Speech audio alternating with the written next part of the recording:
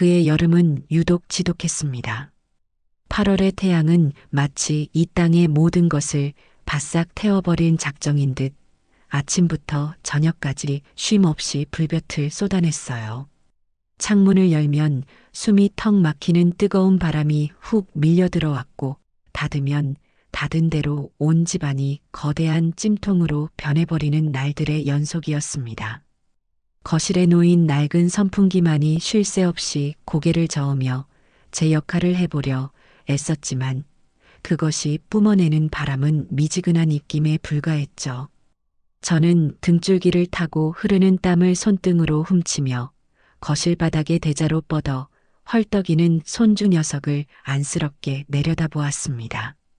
7살 배기 우빈이는 아픈 데는 한 군데도 없이 건강했지만 유독 더위를 못 참는 아이였어요. 아이의 하얀 얼굴은 토마토처럼 새빨갛게 익어 있었고 얇은 반소매, 옷은 땀으로 축축하게 젖어 몸에 착 달라붙어 있었죠. 이 녀석은 연신 덥다, 더워를 외치며 바닥을 뒹굴었습니다. 제가 옆에 앉아 부채질을 해주자 우빈이는 힘겹게 몸을 일으키고는 저를 올려다보며 말했어요. 할머니 나 녹아서 아이스크림 될 것 같아. 너무 더워. 목소리마저 더위에 지쳐 있었습니다. 저는 얼른 찬물에 적신 수건을 가져와 아이의 이마와 목덜미를 닦아주었습니다. 하지만 그것도 잠시뿐 수건의 냉기는 금세 공기 중의 열기에 스며들어 사라져버렸어요. 우빈이는 이제 거의 울상이 되어 제 옷자락을 붙잡고 매달렸습니다. 할머니, 에어컨 틀어주면 안 돼? 응? 나 이대로 있으면 정말 녹아버릴 거야. 그 말을 듣는 순간 가슴이 철렁 내려앉았습니다. 며느리인 미리, 그러니까 우빈이 엄마의 서슬 퍼런 얼굴이 눈앞에 어른거렸기 때문이에요. 미리는 에어컨을 세상에서 제일 아까워하는 사람이었습니다. 전기세가 무섭다는 이유를 댔지만 그보다는 저 늙은이가 편하게 지내는 꼴을 못 보겠다는 신보가 더 크다는 것을 저는 알고 있었죠. 멀쩡한 아이에게 에어컨 바람을 쐬게 했다는 것을 알게 되는 날에는 무슨 끔찍한 소리를 듣게 될지를 보듯 훤했습니다. 우빈아, 조금만 참자. 할머니가 시원한 수박 꺼내줄게. 응? 저는 애써 아이를 달래보려 했지만 소용없었습니다. 우빈이는 고개를 좌우로 흔들며 아이의 울음을 터뜨리기 시작했어요. 싫어. 수박도 더워. 덥단 말이야. 으앙. 할머니 미워. 아이가 서럽게 우는 모습을 보니 며느리에 대한 공포심도 잠시 잊게 되더군요. 제 아무리 무서운 며느리라 한들 눈앞에서 땀으로 목욕하며 고통스러워하는 손주보다 더 중요할 수는 없었습니다. 저는 결국 자리에서 일어났습니다. 그래, 딱 1시간만. 미리가 퇴근하기 전에 끄면 괜찮을 거야. 아이가 이렇게 힘들어하는데 이 정도는 할머니로서 해줄 수 있는 일 아니겠어요. 저는 벽에 걸린 에어컨 리모컨을 집어들었습니다. 제 평생 아들 내외의 허락 없이 에어컨을 켜보는 것은 처음 있는 일이었습니다. 잠시 망설이는 제 등 뒤로 우빈이의 울음 섞인 칭얼거림이 다시 들려왔고 저는 눈을 질끈 감고 전원 버튼을 눌렀습니다. 딱 1시간만이다. 그 이상은 안 돼. 윙하는 소리와 함께 에어컨 날개가 열리고 곧이어 제 얼굴 위로 기적처럼 시원한 바람이 쏟아져 내렸습니다. 아, 이게 얼마 만에 느껴보는 시원함인지. 끈적끈적하게 온몸을 감싸던 불쾌한 열기가 순식간에 씻겨나가는 기분이었습니다. 바닥에 엎드려 울던 우빈이도 울음을 뚝 그치고는 에어컨 바람이 나오는 쪽을 향해 신기한 듯 고개를 들었어요. 와, 시원하다. 아이는 언제 울었냐는 듯 벌떡 일어나 두 팔을 벌리고 거실을 뛰어다니기 시작했습니다. 땀으로 젖었던 머리카락이 보송보송하게 마르고 새빨갛게 익었던 얼굴에도 금세 제 색이 돌아왔어요. 저는 그 모습을 보며 안도의 한숨을 내쉬었습니다. 그래, 켜길 잘했어. 저렇게 좋아하는데. 우리는 그 1시간 동안 정말 즐겁게 놀았습니다. 우빈이는 시원해진 거실 바닥에서 블록으로 성을 쌓았고, 저는 옆에서 아이가 좋아하는 공룡 그림을 그려주었죠. 아이의 맑은 웃음소리가 집안에 가득 울려 퍼졌습니다. 그 순간만큼은 세상의 모든 시름을 잊을 수 있었어요. 하지만 벽시계의 시침이 며느리가 퇴근할 시간인 6시를 향해 조금씩 다가갈수록 제 마음속에는 불안감이 스멀스멀 피어오르기 시작했습니다. 우빈아, 이제 에어컨 끌 시간이야. 약속했지? 아, 왜 벌써? 조금만 더. 딱 10분만 더. 아이가 다시 떼를 쓰기 시작했지만 저는 단호하게 고개를 저었습니다. 더 이상은 위험했어요. 저는 아쉬워하는 아이를 달래며 에어컨 전원을 껐습니다. 시원했던 공기는 언제 그랬냐는 듯 다시 후텁지근한 열기로 채워지기 시작했죠. 저는 혹시나 남아있을지 모를 냉기를 없애기 위해 거실 창문까지 활짝 열어 환기를 시켰습니다. 완벽한 범죄를 꿈꾸는 사람처럼 저는 증거인멸에 최선을 다했습니다. 그로부터 약 30분 후 현관 도어록이 해제되는 소리가 들렸습니다. 비비비빅. 제 심장이 철렁 내려앉는 소리이기도 했습니다. 다녀왔습니다. 가시가 돋친 듯 날카로운 며느리 이미리의 목소리였습니다. 저는 아무렇지 않은 척 현관으로 나가 미리를 맞이했습니다.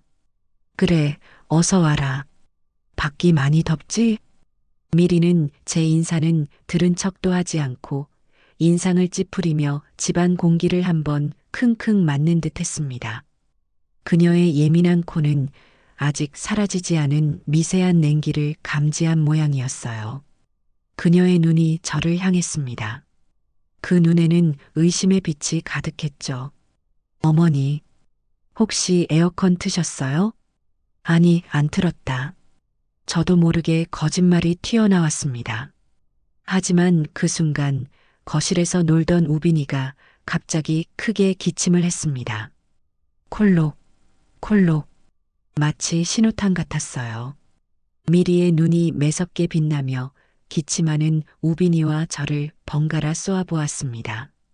방금 전까지 멀쩡하게 잘 놀던 아이였습니다. 하지만 갑자기 서늘한 곳에 있다가 더운 공기를 쐰 탓인지 아이의 목이 칼칼해진 모양이었어요. 미리는 그 기침 소리를 놓치지 않았습니다. 거짓말 마세요. 집안 공기가 아직 서늘하잖아요. 거봐요. 제가 이럴 줄 알았어. 어머니 때문에 멀쩡하던 애가 감기 걸렸잖아요. 아니다. 그게 아니고. 뭐가 아니에요. 당신 아들이 지금 기침하는 거 안 들리세요? 기어이 애를 아프게 만드셔야 속이 시원하세요? 미리의 목소리는 점점 커졌고 온갖 날카로운 말들이 비수처럼 날아와 제 가슴에 박혔습니다. 저는 아무 대꾸도 할 수 없었어요. 그저 고개를 숙이고 죄인처럼 서 있을 뿐이었습니다. 그때 아들 경석이가 퇴근하고 들어왔습니다. 저는 구세주라도 만난 듯 아들을 쳐다보았지만 그것은 저의 어리석은 착각이었습니다. 경석은 아내와 어머니 사이의 험악한 분위기를 보자마자 한숨부터 푹 내쉬었습니다. 그리고는 저를 나무라는 듯한 눈빛으로 쳐다보았죠. 엄마, 또 왜 그랬어? 미리가 싫어하는 거 알면서. 여보, 당신 어머니 좀 봐. 멀쩡한 애를 에어컨 틀어서 병들게 만들어놨어. 나 정말 이 집에서 하루도 못 살겠어. 어머니 당장 내보내. 어머니랑 같이 사느니 내가 나가. 미리는 이제 바닥에 주저앉아 악을 쓰며 울기 시작했습니다. 경석은 안절부절 못하며 아내의 등을 토닥이다가 이내 결심한 듯 저에게 다가왔습니다. 그의 얼굴에는 일말의 죄책감도 어머니에 대한 연민도 없었어요. 오직 이 지긋지긋한 상황을 빨리 끝내고 싶다는 귀찮음만이 가득했습니다. 엄마, 일단 나가 계세요. 뭐? 경서가, 너 지금 뭐라고? 미리가 저렇게 화가 났는데 어떡해. 엄마가 좀 피해야지. 내가 나중에 전화할게. 응?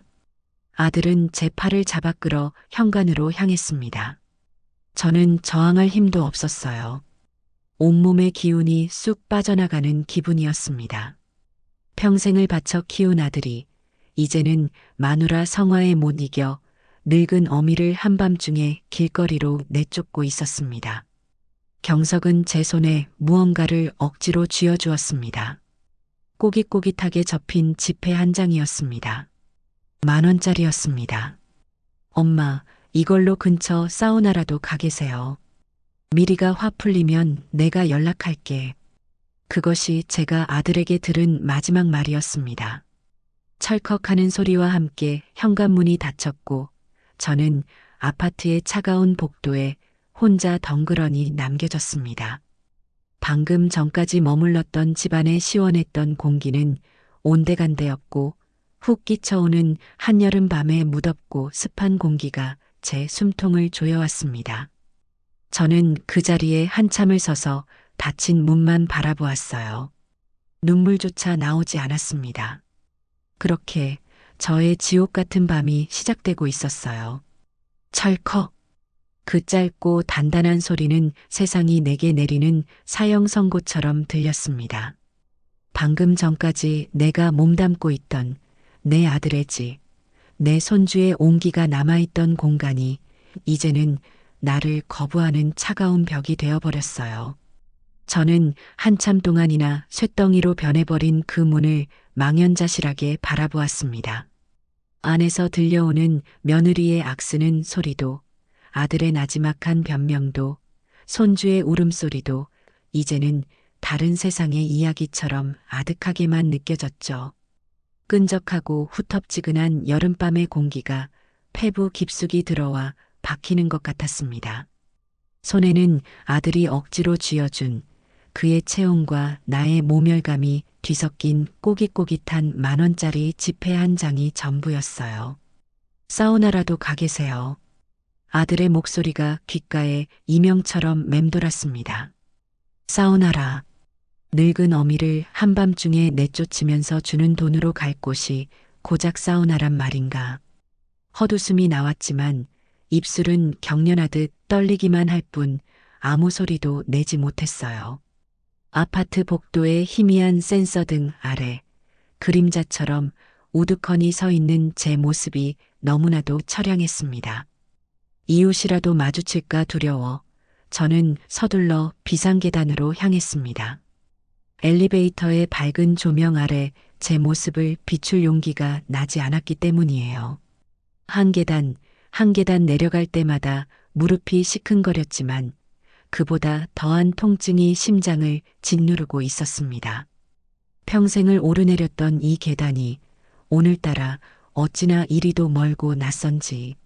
아파트 단지를 벗어나자 도시의 소음이 저를 덮쳤습니다. 쌩쌩 달리는 자동차 소리, 멀리서 들려오는 술 취한 사람들의 고함, 가게에서 흘러나오는 요란한 음악 소리. 그 모든 것이 저와는 아무 상관없는 활기차고 잔인한 세상의 소음일 뿐이었습니다. 저는 정처 없이 걸었습니다. 어디로 가야 할지, 무엇을 해야 할지 아무런 생각도 나지 않았어요. 그저 이 끔찍한 현실로부터 한 발짝이라도 더 멀어지고 싶다는 본능만이 저를 움직이게 했습니다. 얼마나 걸었을까요? 발바닥에서는 불이 나는 것 같았고 온몸은 땀으로 질척였습니다. 제 발걸음이 멈춘 곳은 휘황찬란한 불빛과 수많은 인파로 북적이는 서울역 앞이었습니다. 집을 나온 지 몇 시간이 지났지만 밤의 열기는 조금도 식을 줄을 몰랐어요. 오히려 수많은 사람이 뿜어내는 열기와 아스팔트가 내뿜는 지열이 뒤섞여 이곳은 거대한 가마솥의 바닥과도 같았습니다. 저는 더 이상 걸을 힘도 없어 대합실 구석의 차가운 플라스틱 의자에 몸을 구겨 넣었습니다. 주변에는 저와 비슷한 처지의 사람들이 여럿 보였어요. 신문지를 이불 삼아 덮고 잠든 노인, 초점 없는 눈으로 허공을 응시하는 젊은이, 커다란 짐 보따리를 껴안고 불안하게 주위를 살피는 아주머니. 그들 모두에게는 각자의 기구한 사연이 있겠지요. 불과 몇 시간 전까지만 해도 저는 저들을 그저 불쌍한 사람들이라 여기며 무심히 지나쳤습니다. 하지만 이제 저 역시 그들과 똑같은 존재가 되어버렸습니다. 평생을 성실하게 남에게 손가락질 받지 않으려 아등바등 살아온 결과가 고작 이것이라니. 허탈함과 분노가 치밀어 올랐지만 이제 와서 누구를 탓하겠어요. 모든 것이 제 팔자속 아닌 것을요. 저는 땀으로 축축한 손에 꽉 쥐고 있던 10,000원짜리 지폐를 펴보았습니다. 아들의 마지막 양심이자 나에 대한 마지막 모욕. 이 돈으로 무엇을 할 수 있을까? 따뜻한 국밥 한 그릇을 사 먹을까? 아니면 정말 아들의 말대로 하룻밤 낯선 이들과 몸을 섞으며 사우나에서 잠을 청해야 할까? 이런저런 생각을 하며 잠시 눈을 붙이려 했을 때였습니다. 술에 취한 듯 비틀거리는 거구의 남자가 제 옆을 스치듯 지나가며 저를 거칠게 밀쳤습니다. 아이쿠. 저는 의자에서 떨어질 뻔한 몸을 간신히 추슬렀습니다. 남자는 미안하다는 말 한마디 없이 인상을 찌푸리며 인파 속으로 사라져버렸죠. 기분이 불쾌했지만 시비를 걸 용기는 없었습니다. 그저 옷을 털고 다시 자리에 앉으려는데 무언가 허전한 느낌이 들었어요. 아, 돈. 손에 쥐고 있던 10,000원짜리 지폐가 보이지 않았습니다. 제가 놀라 주변을 두리번거리며 바닥을 살폈지만 그 어디에도 꼬깃꼬깃한 제 마지막 희망은 보이지 않았어요. 그 남자가 부딪히는 순간 소매치기를 한 것일까? 아니면 놀라는 순간 저도 모르게 떨어뜨린 것일까? 알 수 없었습니다. 확실한 것은 이제 저에게는 단돈 10원 한 푼도 남아있지 않다는 사실뿐이었죠. 저는 그 자리에 얼어붙은 듯 망연자실하게 앉아 있었습니다. 세상이 저를 완전히 버렸다는 생각에 눈앞이 캄캄해졌습니다. 그렇게 저의 첫 번째 노숙이 시작되었습니다. 밤이 깊어지자 역사의 불빛 일부가 꺼지고 청소부 아주머니들이 돌아다니며 의자에 누워있는 사람들을 깨우기 시작했습니다. 저는 쫓겨나듯 대합실을 나와 역사 앞 광장의 차가운 시멘트 바닥에 신문지 한 장을 깔고 몸을 웅크렸습니다. 한여름 밤이었지만 맨바닥에서 올라오는 냉기는 뼛속까지 스며드는 듯 했어요. 모기들은 굶주린 하이에나처럼 쉴 새 없이 달려들어 온몸을 물어뜯었습니다.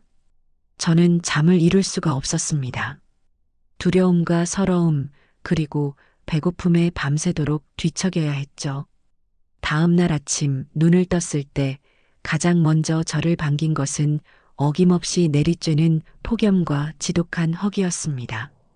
어제 저녁부터 아무것도 먹지 못했으니 위장이 쓰려오기 시작했어요. 저는 비틀거리는 몸을 이끌고 공중 화장실로 가 수돗물로 배를 채웠습니다. 거울에 비친 제 모습은 영락없는 늙고 초라한 노숙자였습니다. 며칠 감지 못한 머리는 기름져 떡이 져 있었고 얼굴은 땀과 먼지로 얼룩져 있었죠. 옷에서는 퀴퀴한 냄새가 풍겼습니다. 지나가는 사람들은 저를 벌레 보듯 힐끗거리며 피했습니다. 그들의 경멸 어린 시선은 칼날이 되어 제 심장을 후벼 팠습니다. 저는 무작정 걸었습니다. 그늘 한 점 없는 아스팔트 위를 하염없이 걸었어요.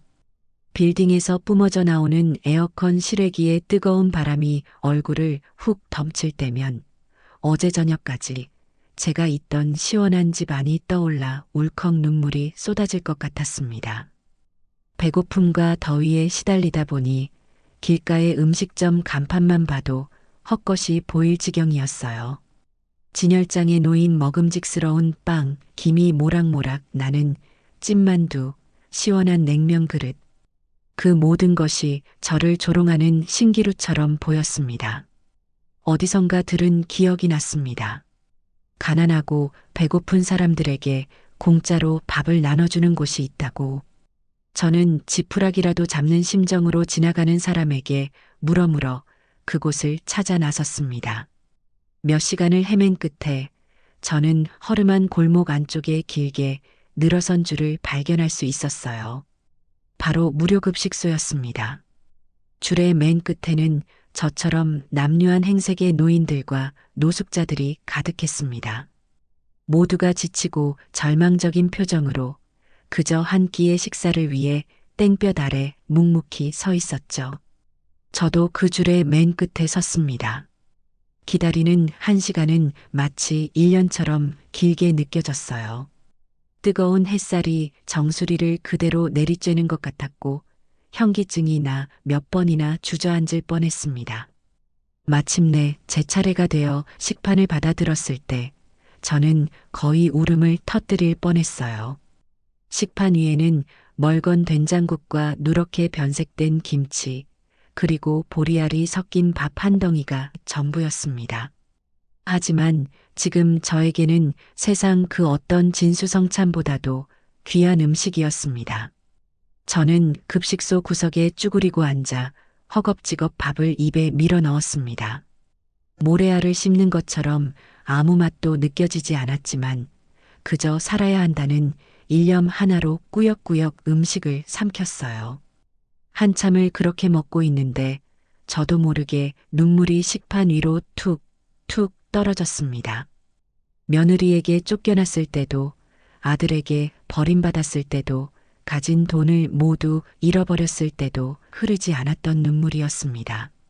하지만 이 멀건 국 한 그릇 앞에서 저의 마지막 자존심마저 완전히 무너져 내리고 만 것이죠. 서러움과 안도감, 비참함과 안쓰러움이 뒤섞인 뜨거운 눈물이었습니다. 저는 소리 죽여 울며 아스팔트 지옥에서의 첫 끼니를 그렇게 마쳤습니다. 그날 이후 무료급식소는 저의 유일한 희망이자 생명줄이 되었습니다. 저는 매일 정오가 되면 어김없이 그곳을 찾아가 한 끼의 식사로 허기를 채웠어요. 밤에는 여전히 서울역 근처나 다리 밑을 전전하며 쪽잠을 자야 했지만 적어도 굶어 죽지는 않을 거라는 사실 하나만으로도 큰 위안이 되었습니다. 그렇게 며칠이 지나자 저는 그곳의 단골 손님이 되어버렸습니다. 매일 같은 장소에서 같은 사람들을 마주하다 보니 자연스레 급식소의 풍경이 눈에 들어오기 시작했어요. 저에게 이곳은 단순히 밥을 얻어먹는 곳을 넘어 하루 중 가장 오랜 시간을 보내는 공간이었습니다. 처음에는 그저 멍하니 앉아 밥만 먹고 돌아갔지만 시간이 지나면서 주방 안쪽의 분주한 모습들이 눈에 밟히기 시작했습니다. 주방에서 일하는 사람들은 대부분 저와 나이가 비슷한 아주머니 봉사자들이었어요.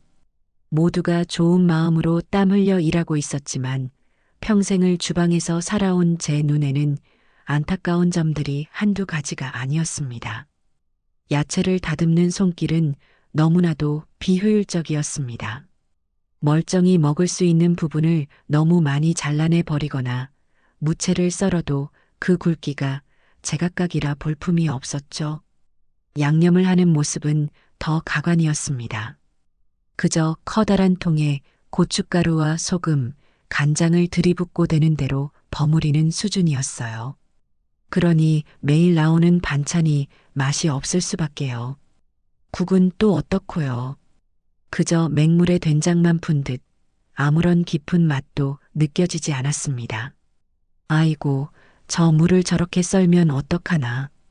저렇게 말고 칼을 비스듬히 눕혀서 썰어야 식감이 좋은데. 된장만 풀 게 아니라 멸치라도 몇 마리 넣고 푹 끓여내면 국물 맛이 훨씬 살아날 텐데. 저도 모르게 속으로 계속 훈수를 두고 있었습니다. 제 손이 근질거렸어요. 당장이라도 달려가서 이렇게 하는 거라고 이게 더 맛있다고 알려주고 싶었지만 밥이나 얻어먹는 처지에 주제넘은 짓이라 생각하여 꾹 참았습니다. 하지만 한번 눈에 들어오기 시작한 주방의 모습은 제 머릿속을 떠나지 않았습니다. 그곳은 저에게 단순한 구호의 장소가 아니라 다시금 제 존재 가치를 증명하고 싶은 욕망을 불러일으키는 공간이 되어가고 있었죠. 그러던 어느 날이었습니다. 그날도 어김없이 배식을 기다리고 있는데 급식소 게시판에 작은 종이 한 장이 붙어 있는 것을 보았습니다. 가까이 다가가 보니 삐뚤빼뚤한 글씨로 이렇게 쓰여 있었어요. 주방 보조 구함 식사 제공, 무구. 그 짧은 문장이 제 심장을 뛰게 만들었습니다. 무구. 돈은 한 푼도 받을 수 없는 자리였습니다. 하지만 식사 제공이라는 네 글자가 제게는 그 어떤 월급보다도 더 큰 의미로 다가왔어요. 매일 땡볕 아래서 1시간 넘게 줄을 서지 않아도 밥을 먹을 수 있다는 것. 그리고 무엇보다 제가 그토록 다시 서고 싶었던 주방에서 일을 할 수 있다는 사실이 저를 끌어당겼습니다. 물론 망설임도 있었습니다. 늙고 병든 노숙자. 그런 저를 누가 받아줄까? 괜히 나섰다가 망신만 당하고 쫓겨나는 것은 아닐까? 하지만 이대로 매일같이 밥만 얻어먹으며 무기력하게 늙어가는 것은 더는 견딜 수 없었어요. 이것은 저에게 마지막 기회일지도 모릅니다. 잃어버린 제 인생을, 제 존엄성을 되찾을 수 있는 유일한 동아줄일지도 몰라요. 저는 결심했습니다. 배식이 모두 끝나고 사람들이 썰물처럼 빠져나간 뒤 저는 조심스럽게 주방 안으로 들어갔습니다. 주방은 전쟁터처럼 어수선했어요. 설거지통에는 식판이 산더미처럼 쌓여 있었고 바닥은 음식물 찌꺼기로 지저분했습니다. 봉사자들은 모두 지친 기색이 역력했죠. 저는 그 중에서 이곳의 책임자로 보이는 인상 좋은 아주머니에게 다가갔습니다. 그녀는 정숙 씨라고 불리는 급식소의 소장이었습니다.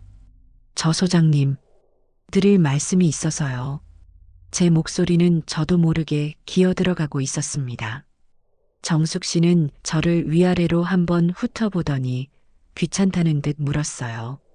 무슨 일이신데요? 밥 더 달라는 거면 안 됩니다. 아닙니다.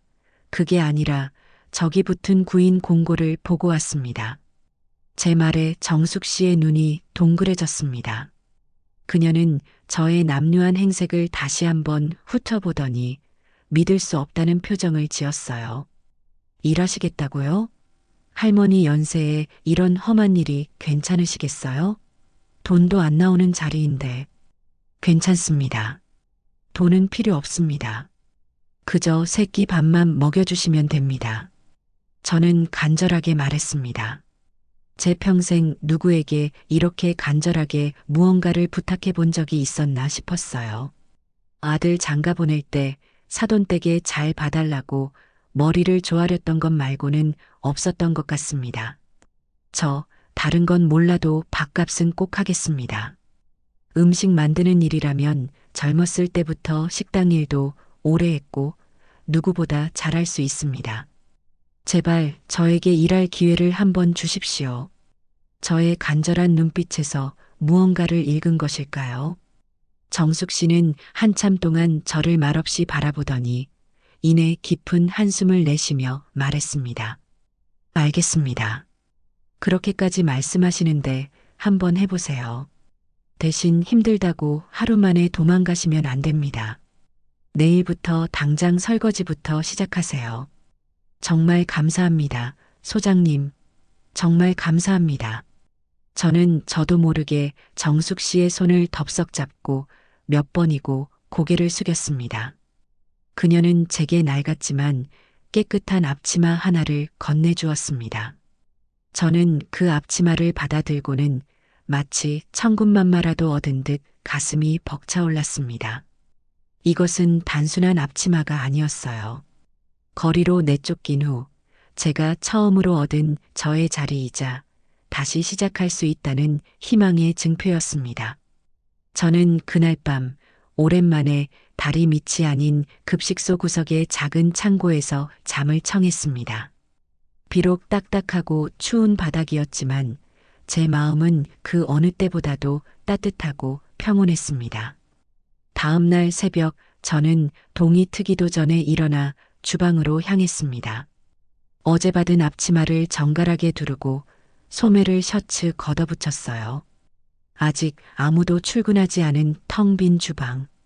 그 고요함 속에서 저는 오랜만에 살아있음을 느꼈습니다. 이제 이곳은 저의 새로운 일터이자 전쟁터였습니다. 제가 가장 먼저 맡은 일은 산더미처럼 쌓인 식판을 설거지하는 것이었어요.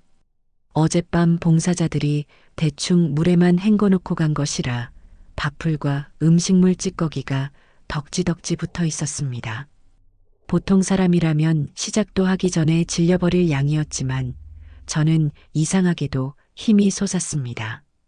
수십 년간 식당 주방에서 단련된 몸이 기억하고 있었기 때문이죠. 저는 커다란 고무대야에 물을 받아 세제를 풀고 놀라운 속도로 식판을 닦아나가기 시작했습니다. 철수세미로 찌든 때를 벗겨내고 깨끗한 물에 여러 번 헹궈 차곡차곡 쌓아 올렸어요. 1시간쯤 지났을까? 봉사자들이 하나둘씩 출근하기 시작했고 그들은 산처럼 쌓여있던 식판이 어느새 반짝반짝 윤이 나는 채로 정리되어 있는 것을 보고는 모두 입을 쩍 벌렸습니다. 어머, 이걸 누가 다 했대? 할머니가 혼자 다 하신 거예요? 한 아주머니가 놀라 저에게 물었습니다. 저는 그저 묵묵히 고개만 끄덕였어요. 설거지가 끝나자 다음 임무는 채소를 다듬는 것이었습니다. 커다란 자루에 담긴 무와 배추, 감자와 양파.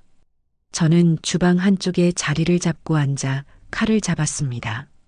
제 손은 평범한 노인의 손이 아니었어요. 투박하고 거칠었지만 그 움직임은 물 흐르듯 유연하고 정확했습니다. 감자 껍질은 얇고 고르게 끊어짐 없이 한 번에 벗겨졌고 무채는 기계로 썬 것처럼 일정한 간격과 두께를 자랑했습니다. 양파를 수십 개를 까도 눈물 한 방울 흘리지 않았죠. 다른 봉사자들이 옹기종기 모여 수다를 떨며 한나절 내내 할 일을 저는 불과 한두 시간 만에 묵묵히 끝내버렸습니다. 세상에, 저 할머니 손 좀 봐. 무슨 기계가 달렸나? 칼질하는 솜씨가 보통이 아니네. 젊었을 때 식당이라도 하셨나 봐. 봉사자들은 저를 보며 수군거리기 시작했습니다. 그들의 시선에는 더 이상 저를 동정하거나 무시하는 빛이 없었어요. 대신 저의 비범한 실력에 대한 순수한 감탄과 존중이 담겨 있었죠. 저는 아무 말도 하지 않았지만 등 뒤로 느껴지는 그들의 시선이 싫지 않았습니다. 오히려 제 어깨를 펴게 만드는 기분 좋은 무게감이었습니다. 그렇게 며칠이 지났습니다. 저는 주방의 꾸준히 일을 도맡아 하며 묵묵히 제 몫을 해냈습니다. 그러던 어느 날 사건이 터졌습니다. 주방의 조리를 총괄하던 왕언니 아주머니가 갑자기 급체로 몸져눕는 바람에 출근을 하지 못한 것이었어요. 당장 수백 명의 점심을 준비해야 하는데 주방은 그야말로 대혼란에 빠졌습니다. 정숙 씨는 발을 동동 구르며 어쩔 줄 몰라 했고 다른 봉사자들은 누구 하나 선뜻 나서서 조리를 맡으려 하지 않았습니다. 큰일 났네. 이걸 어쩐담. 오늘 메뉴는 된장국이랑 겉절이인데. 정숙 씨의 한탄을 듣고 있던 저는 조심스럽게 그녀에게 다가갔습니다. 소장님, 제가 한번 해봐도 되겠습니까? 할머니가요? 하시겠어요? 정숙 씨는 반신반의하는 표정이었지만 지금은 누구라도 붙잡고 싶은 심정이었을 겁니다. 그녀는 결국 저에게 주방 국자를 넘겨주었습니다. 저는 앞치마를 고쳐매고 커다란 솥 앞에 섰습니다. 제 심장이 다시 뛰기 시작했습니다. 저는 먼저 커다란 솥에 물을 붓고 불을 올렸습니다. 그리고는 주방 구석을 뒤져 아무도 쓰지 않던 말린 멸치와 다시마를 한 움큼 찾아냈어요. 그것들을 육수망에 넣어 솥에 넣고 푹 끓이기 시작했습니다. 구수한 멸치 육수 냄새가 주방에 퍼져나가자 다른 봉사자들이 신기한 듯 제 주변으로 모여들었습니다. 육수가 끓는 동안 저는 배추 겉절이를 준비했습니다. 제가 미리 썰어두었던 배추에 고춧가루, 다진 마늘, 멸치 액젓, 그리고 설탕 대신 주방 한쪽에 있던 사과즙을 조금 짜내어 양념을 만들었어요. 그리고는 커다란 고무대야에 모든 재료를 넣고 제 투박하지만 정성 어린 손으로 척척 버무려냈습니다. 매콤하고도 새콤달콤한 냄새가 주방을 가득 채웠습니다. 마지막으로 진하게 우러난 멸치 육수에 된장을 풀고 제가 썰어둔 무와 두부, 호박을 듬뿍 넣어 한 소끔 더 끓여냈습니다. 평소처럼 된장만 푼 맹물국이 아니었어요. 깊고 구수한 맛이 일품인 제대로 된 된장국이었습니다. 배식 시간이 되자 기적이 일어났습니다. 평소에는 그저 말없이 밥만 받아가던 사람들이 음식을 맛보더니 하나같이 눈을 동그랗게 떴습니다. 오늘 국이 왜 이렇게 맛있어? 이 김치 뭐야? 완전 밥도둑이네. 파는 것보다 훨씬 맛있다. 식당 안은 순식간에 칭찬 소리로 소란스러워졌습니다. 사람들은 너도 나도 국과 김치를 더 달라며 배식대 앞으로 몰려들었고 급식소가 생긴 이래 처음으로 반찬이 동나는 사태가 벌어졌습니다. 정숙 씨와 다른 봉사자들은 이 믿을 수 없는 광경을 보며 입을 다물지 못했죠. 바로 그날이었습니다. 그 소란의 한가운데로 멀끔하게 정장을 차려입은 젊은 남자가 들어섰습니다. 그는 이 급식소의 가장 큰 후원자인 식품 스타트업 인정 가득한 끼의 대표 최주혁이었습니다. 그는 후원금이 제대로 쓰이고 있는지 확인하기 위해 예고 없이 방문한 것이었어요. 최 대표는 평소와 다른 식당의 활기찬 분위기와 사람들의 칭찬 소리에 의아한 표정을 지으며 배식대로 다가왔습니다. 정숙 씨는 그에게 오늘 주방장이 아파서 대신 다른 분이 음식을 했다고 설명했어요. 최 대표는 별 기대 없이 된장국을 한 숟가락 떠서 맛보았습니다. 그리고 그 순간 그의 움직임이 멈췄습니다. 그는 마치 대단한 것이라도 발견한 사람처럼 눈을 가늘게 뜨고는 다시 한번 천천히 국을 맛보았습니다. 그의 미간에 감탄과 놀라움이 동시에 스쳐 지나갔어요. 그는 곁에 있던 정숙 씨에게 나지막하지만 단호한 목소리로 물었습니다. 오늘 주방 누가 맡았습니까? 정숙 씨는 주방 안쪽을 가리켰습니다. 최 대표의 날카로운 시선이 그 손가락 끝을 따라 움직였습니다. 그리고 마침내 주방 구석에서 묵묵히 설거지를 하고 있던 제 모습에 그의 시선이 와서 꽂혔습니다. 저는 제 인생이 송두리째 바뀔 운명적인 순간이 다가오고 있다는 사실을 그때는 미처 알지 못했습니다. 그날의 점심 배식은 그야말로 축제와도 같았습니다. 평소라면 횡하니 비어있을 밥솥과 반찬통이 바닥을 드러냈고 식사를 마친 사람들은 저마다 만족스러운 표정으로 오늘 정말 잘 먹었다는 인사를 건네며 급식소를 나섰습니다. 언제나 고단함에 지쳐있던 정숙 씨와 다른 봉사자, 아주머니들의 얼굴에도 오랜만에 환한 웃음꽃이 피어났죠. 그들은 제 주변으로 몰려와 제 손을 붙잡고는 할머니 덕분이에요. 정말 대단한 손맛이세요라며 칭찬을 아끼지 않았습니다. 저는 그저 어색하게 웃으며 손사래를 쳤지만 꽁꽁 얼어붙었던 가슴 한구석이 따뜻한 온기로 채워지는 것을 느꼈어요.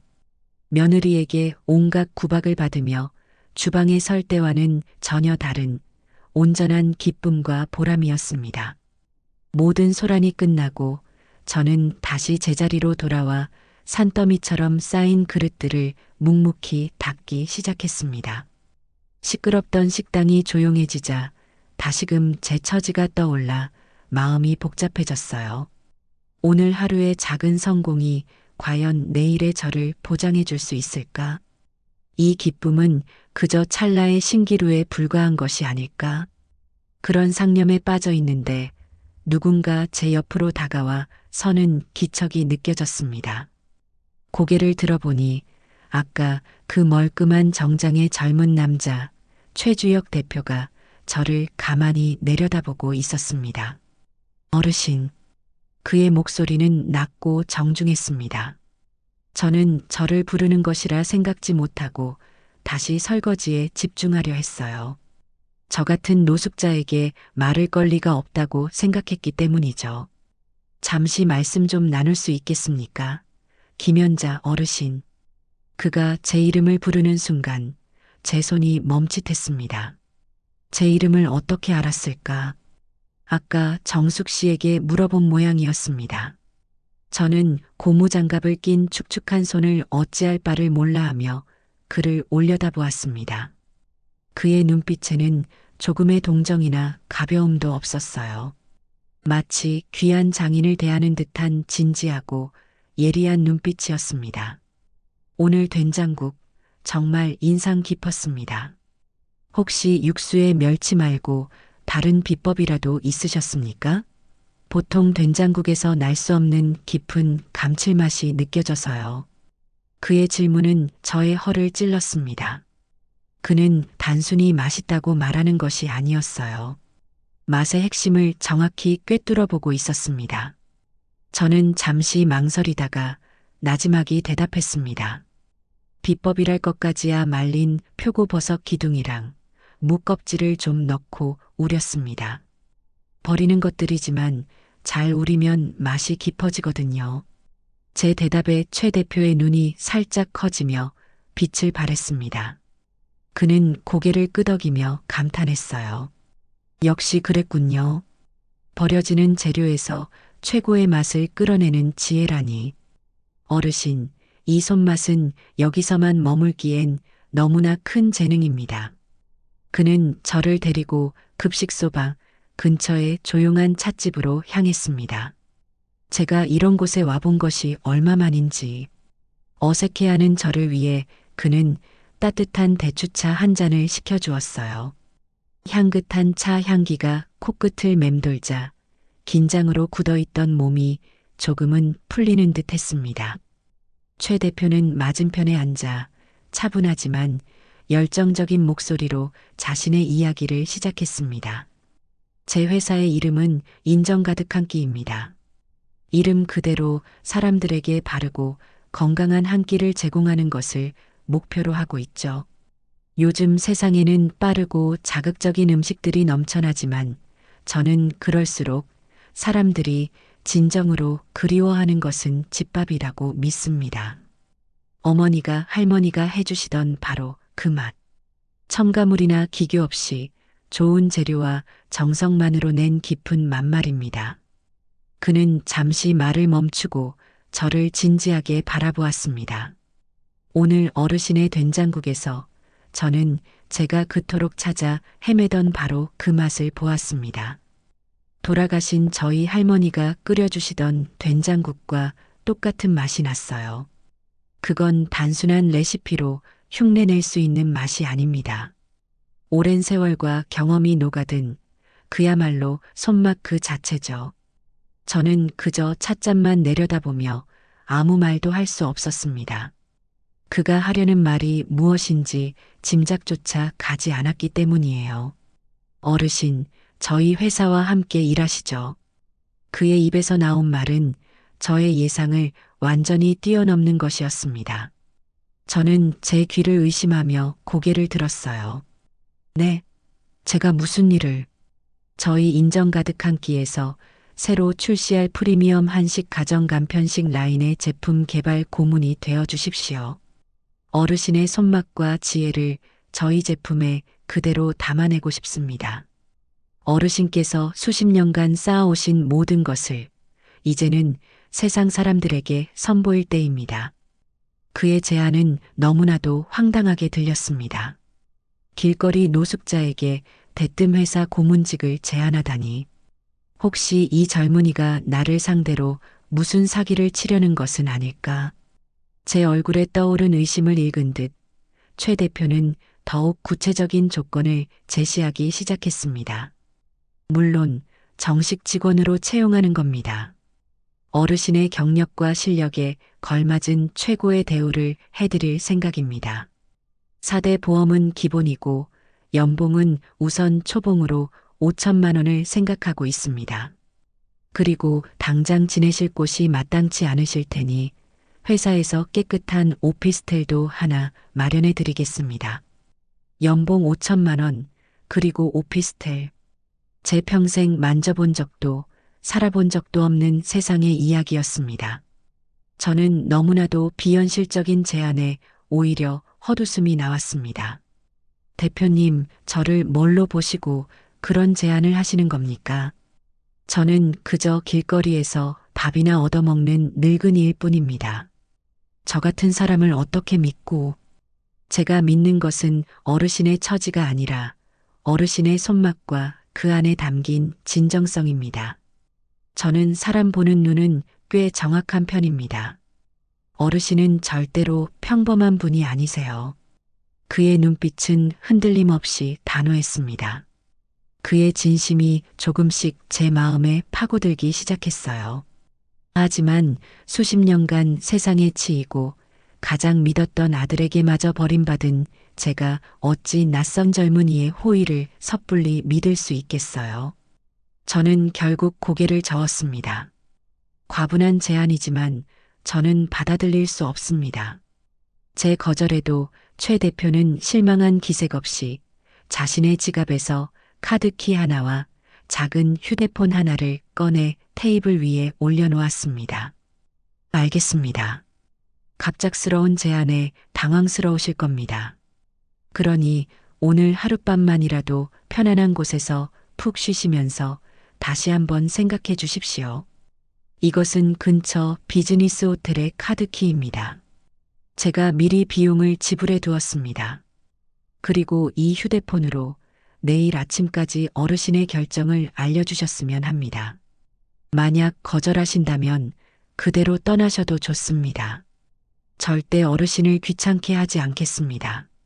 그는 자리에서 일어나 정중하게 고개를 숙여 보이고는 찻집을 나섰습니다.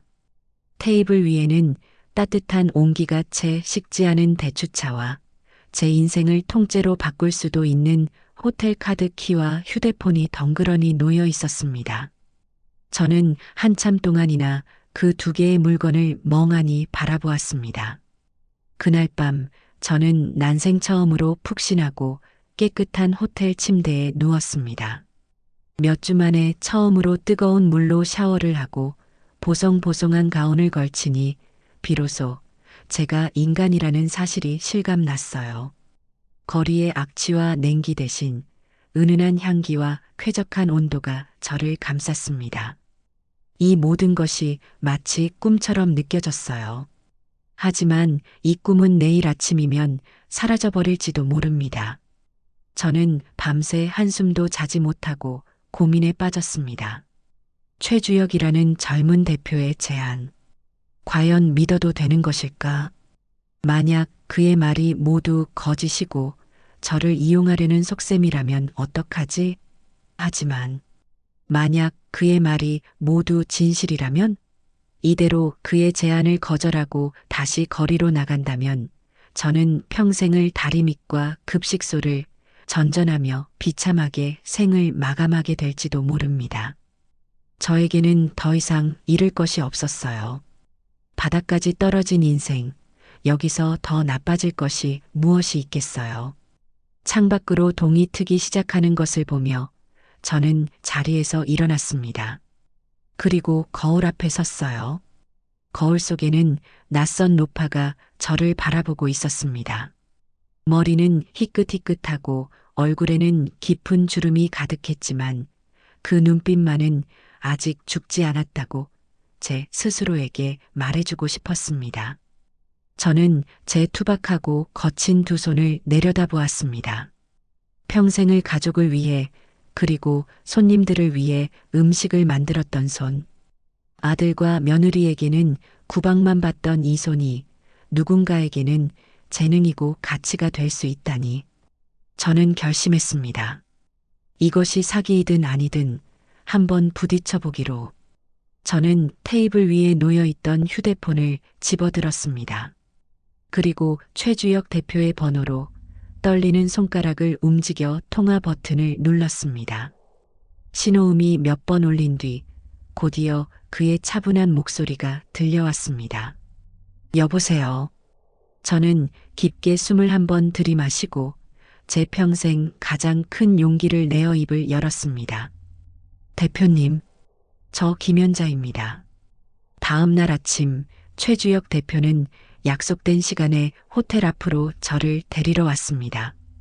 그의 차는 번쩍번쩍 윤이 나는 검은색 세단이었어요. 거리에서 잠을 자던 제가 이런 고급차에 오르게 될 줄이야. 저는 어색하게 뒷좌석에 앉아 창밖으로 빠르게 스쳐 지나가는 서울의 풍경을 말없이 바라보았습니다. 모든 것이 꿈만 같았지만 한편으로는 알 수 없는 불안감과 기대감이 뒤섞여 심장이 두근거렸습니다. 차가 도착한 곳은 강남의 번화가에 위치한 최신식 빌딩이었습니다. 인정 가득한 끼의 본사는 그 빌딩의 꼭대기층에 자리 잡고 있었죠.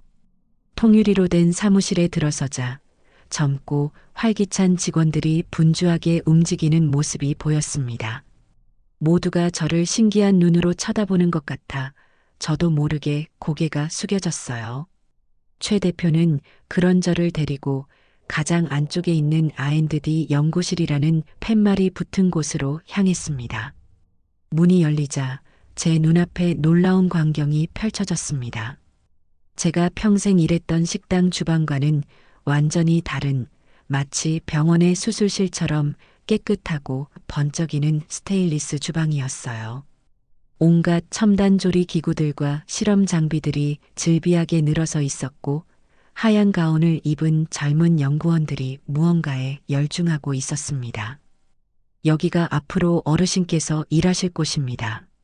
저희 회사 최고의 인재들이 모여 있는 곳이죠. 최 대표가 저를 연구원들에게 소개했습니다. 오늘부터 우리 인정 가득한 끼의 신제품 개발을 이끌어 주실 김연자 고문님이시다. 젊은 연구원들은 잠시 하던 일을 멈추고 저를 바라보며 어색하게 인사를 건넸지만 그들의 눈빛에는 노골적인 의심과 회의감이 서려 있었습니다. 아마 그들 눈에는 제가 그저 길에서 데려온 무식한 늙은이로밖에 보이지 않았을 겁니다. 특히 그 중에서도 팀장으로 보이는 안경을 쓴 젊고 오만해 보이는 남자는 콧방귀까지 뀌는 듯했어요. 대표님, 저희는 과학적인 데이터와 레시피를 기반으로 제품을 개발합니다. 그런데 저분은 어떤 경력이? 그의 무례한 말에 최 대표의 표정이 싸늘하게 굳었습니다. 하지만 제가 먼저 나서서 그를 막았어요. 말로 싸워 이길 수는 없는 노릇이니까요. 저는 그저 묵묵히 제 실력을 보여줄 기회만을 기다렸습니다. 그 기회는 생각보다 빨리 찾아왔습니다. 최 대표는 저에게 어르신께서 가장 자신 있는 음식을 이 친구들이 보는 앞에서 한번 만들어 주시죠라고 말했습니다. 저는 잠시 생각하다가 가장 기본이 되는 김치찌개를 끓이겠다고 했습니다. 팀장은 피식 웃으며 자신들이 이미 수십 번의 테스트를 거쳐 완성한 황금 비율 김치찌개 레시피가 있다고 거들먹거렸습니다. 저는 아무 말 없이 앞치마를 둘렀습니다. 그리고는 그들이 준비해 놓은 재료들을 살폈어요. 잘 익은 김치, 돼지고기, 두부, 양파. 재료는 훌륭했습니다. 하지만 저는 그들의 레시피 대신 저만의 방식을 고집했습니다. 먼저 돼지고기를 맹물에 삶아 기름기를 한번 걷어냈습니다. 그리고는 김치를 볶을 때 설탕 대신 잘 익은 홍시를 조금 으깨어 넣었어요. 인공적인 단맛이 아닌 자연스러운 감칠맛을 내기 위한 저만의 비법이었죠. 마지막으로 쌀을 씻고 남은 뽀얀 쌀뜨물을 육수로 부어 푹 끓여냈습니다. 김치찌개가 끓는 동안 구수한 냄새가 연구실 전체에 퍼져나갔습니다. 처음에는 저를 비웃던 젊은 연구원들도 어느새 제 주변으로 모여들어 신기한 듯 제 요리 과정을 지켜보고 있었어요. 마침내 찌개가 완성되고 저는 작은 그릇에 찌개를 담아 팀장에게 먼저 건넸습니다. 그는 여전히 의심스러운 눈초리로 마지못해 숟가락을 들었습니다. 그리고 국물을 한 숟가락 맛본 그의 표정이 그대로 굳어버렸습니다. 그는 믿을 수 없다는 듯 눈을 동그랗게 뜨고는 다시 한번 찌개를 맛보았어요. 그의 입에서 저도 모르게 탄성이 터져 나왔습니다. 맛있다. 그 한마디에 다른 연구원들도 앞다투어 찌개를 맛보기 시작했습니다. 그리고는 모두가 약속이나 한 듯 감탄사를 연발했어요. 이게 어떻게 이런 맛이 나죠? 저희 레시피보다 훨씬 깊은 맛이에요. 돼지고기는 부드럽고 국물은 칼칼하면서도 부드럽게 넘어가요. 이게 바로 손맛이라는 건가. 그제야 그들은 저를 다른 눈으로 바라보기 시작했습니다. 그들의 눈에는 더 이상 의심이 아닌 존경심이 담겨 있었어요. 저는 그날 말 한마디 없이 오직 음식 하나로 저의 가치를 증명해냈습니다. 그날 이후 저는 매일같이 연구실로 출근했습니다. 제 머릿속에 있던 수십 가지의 레시피들을 하나씩 꺼내놓기 시작했어요. 저는 젊은 연구원들에게 음식의 원리와 재료의 궁합을 가르쳐 주었고, 그들은 저의 노하우를 과학적인 데이터로 변환하여 표준화된 레시피를 만들어 나갔습니다. 우리는 세대 차이를 넘어 오직 맛있는 음식이라는 공동의 목표를 향해 함께 나아갔습니다. 한 달 후, 저는 제 이름으로 된 첫 월급을 받았습니다. 최 대표는 저를 데리고 은행에 가 제 명의로 된 통장을 만들어 주었어요. 통장에 찍힌 액수를 확인하는 순간 저는 제 눈을 의심했습니다. 제 평생 만져본 적 없는 큰 돈이었습니다. 저는 그 통장을 부들부들 떨리는 손으로 감싸쥐고 한참을 바라보았습니다. 이것은 그저 돈이 아니었어요. 제가 제 능력으로 당당하게 벌어낸 제 인생의 새로운 시작을 알리는 증표였습니다. 저는 그 돈으로 가장 먼저 저만의 집을 구했습니다.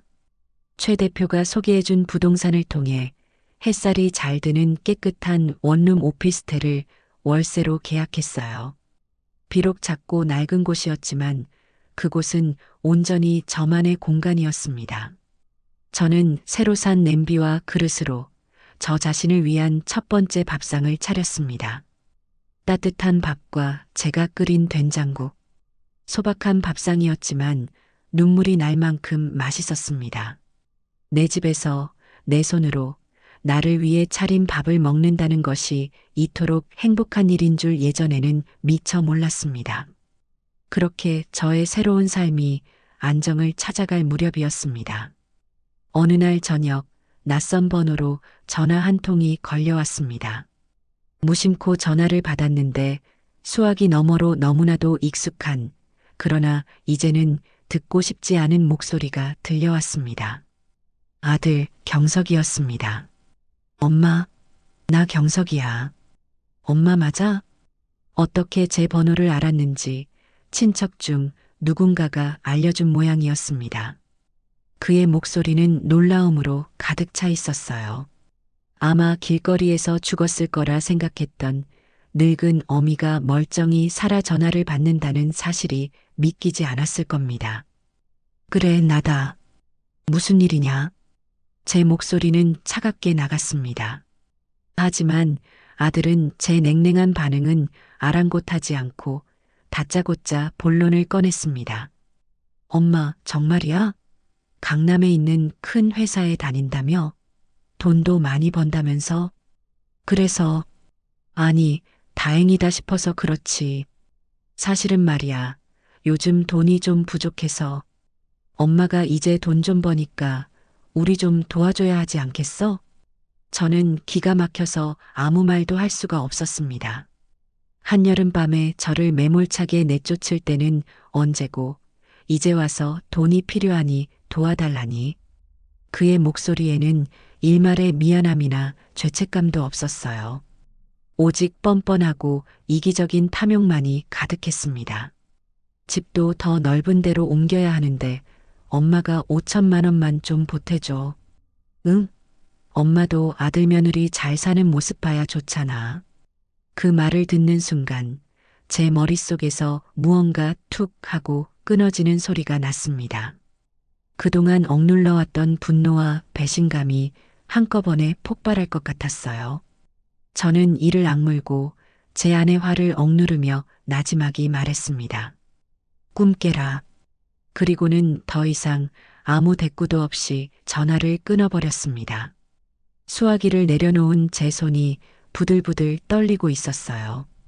그날 밤 저는 다시 잠을 이루지 못했습니다. 아들의 그 뻔뻔한 목소리가 제 귓가를 떠나지 않았습니다. 이제 막 찾은 저의 작은 평화와 행복을 그들이 또다시 짓밟으려 하고 있었습니다.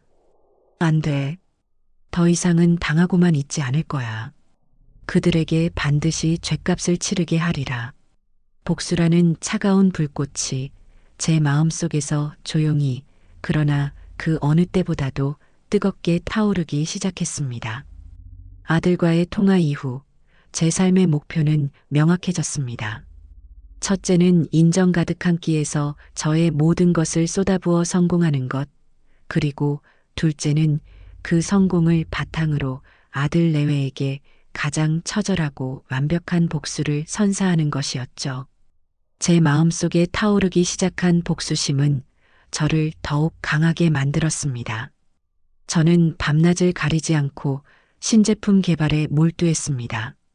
몇 달간의 노력 끝에 마침내 저의 모든 노하우가 집약된 프리미엄 한식 가정간 편식 브랜드 어머니의 손맛이 세상에 첫 선을 보였습니다. 메뉴는 김치찌개, 된장찌개, 그리고 소갈비찜. 가장 기본적이지만 그렇기에 가장 만들기 어려운 음식들이었죠. 최 대표는 제 스토리를 마케팅에 적극적으로 활용했습니다. 한평생 가족을 위해 헌신한 어머니의 손맛을 그대로 담았습니다. 라는 광고 문구는 소비자들의 마음을 움직였습니다. 어머니의 손맛은 출시되자마자 그야말로 대박을 터뜨렸습니다. 온라인 판매를 시작한 지 하루 만에 준비된 물량이 모두 동이 났고 각종 인터넷 커뮤니티와 SNS에는 제품에 대한 찬사가 쏟아졌어요. 이거 진짜 미쳤다. 그냥 식당에서 파는 김치찌개랑 차원이 다름. 진짜 우리 엄마가 끓여준 그 맛임. 조미료 맛 하나도 안 나고 너무 깔끔해요. 바쁜데 집밥 먹고 싶을 때 최고일 듯. 소갈비찜은 정말 명절에 할머니 댁 가서 먹던 그 맛이랑 똑같아서 먹다가 눈물 날 뻔했어요. 비싸도 계속 사 먹을 겁니다. 입소문은 무서운 속도로 퍼져나갔고 어머니의 손맛은 순식간에 프리미엄 간편식 시장의 최강자로 떠올랐습니다. 회사의 주가는 연일 치솟았고 인정 가득한 끼는 중소기업에서 단숨에 업계의 주목을 받는 유망 기업으로 성장했죠. 그리고 그 중심에는 바로 제가 있었습니다. 저는 더 이상 길거리의 초라한 노숙자나 급식소의 무급 봉사자가 아니었습니다. 언론에서는 저를 손맛 하나로 인생 역전에 성공한 신화적인 인물로 조명하기 시작했습니다. 각종 잡지와 방송에서 인터뷰 요청이 쇄도했고 저는 김연자 회장님이라는 새로운 이름으로 불리게 되었습니다. 최 대표는 이제 저를 단순한 직원이 아닌 회사의 가장 중요한 파트너로 대우해 주었습니다. 그는 저에게 파격적인 스톡 옵션을 부여했고 저는 인정 가득한 끼의 주요 주주가 되었습니다. 제 명의의 재산은 눈덩이처럼 불어났죠. 그는 또한 성공한 사업가에게는 그에 걸맞은 품위가 필요하다며 저의 스타일링까지 도맡았습니다.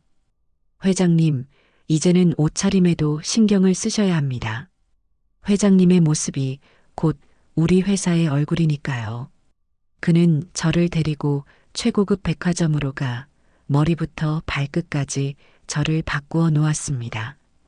처음에는 어색하기만 했던 세련된 정장과 단정한 헤어스타일도 시간이 지나자 제 몸에 맞춘 듯 편안해졌어요. 거울 속에 비친 제 모습은 더 이상 제가 알던 김연자가 아니었습니다. 그곳에는 수십억대 자산가이자 성공한 기업의 회장인 당당하고 기품 있는 여성이 서 있었습니다. 저는 돈과 명예가 사람을 어떻게 바꾸어 놓는지 실감했습니다. 하지만 저는 변하지 않았어요. 제 투박한 손은 여전히 최고의 음식을 만들어내는 장인의 손이었고, 제 마음속에는 오직 하나의 목표만이 선명하게 불타고 있었습니다. 그러던 어느 날 제 개인 비서를 통해 연락 한 통이 전달되었습니다. 아들 경석이었습니다. 제게 직접 전화를 걸 용기는 없는지 회사를 통해 연락을 해온 것이었죠. 저는 차가운 미소를 지으며 비서에게 전화를 연결하라고 지시했습니다. 무슨 일이냐? 엄마, 저 경석이에요. 잘 지내시죠? 수화기 너머로 들려오는 아들의 목소리는 지난번과는 사뭇 달랐습니다.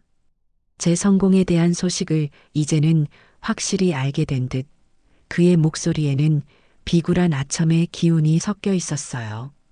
며느리인 미리도 옆에 있는지 작은 목소리로 어머니하고 애교 섞인 목소리를 내는 것이 들렸습니다. 역겨워서 속이 메스꺼웠어요. 용건것만 간단히 해라. 바쁘다. 아, 네. 다름이 아니라 엄마. 저희 이사했어요. 예전에 살던 데보다 훨씬 크고 좋은 아파트로요.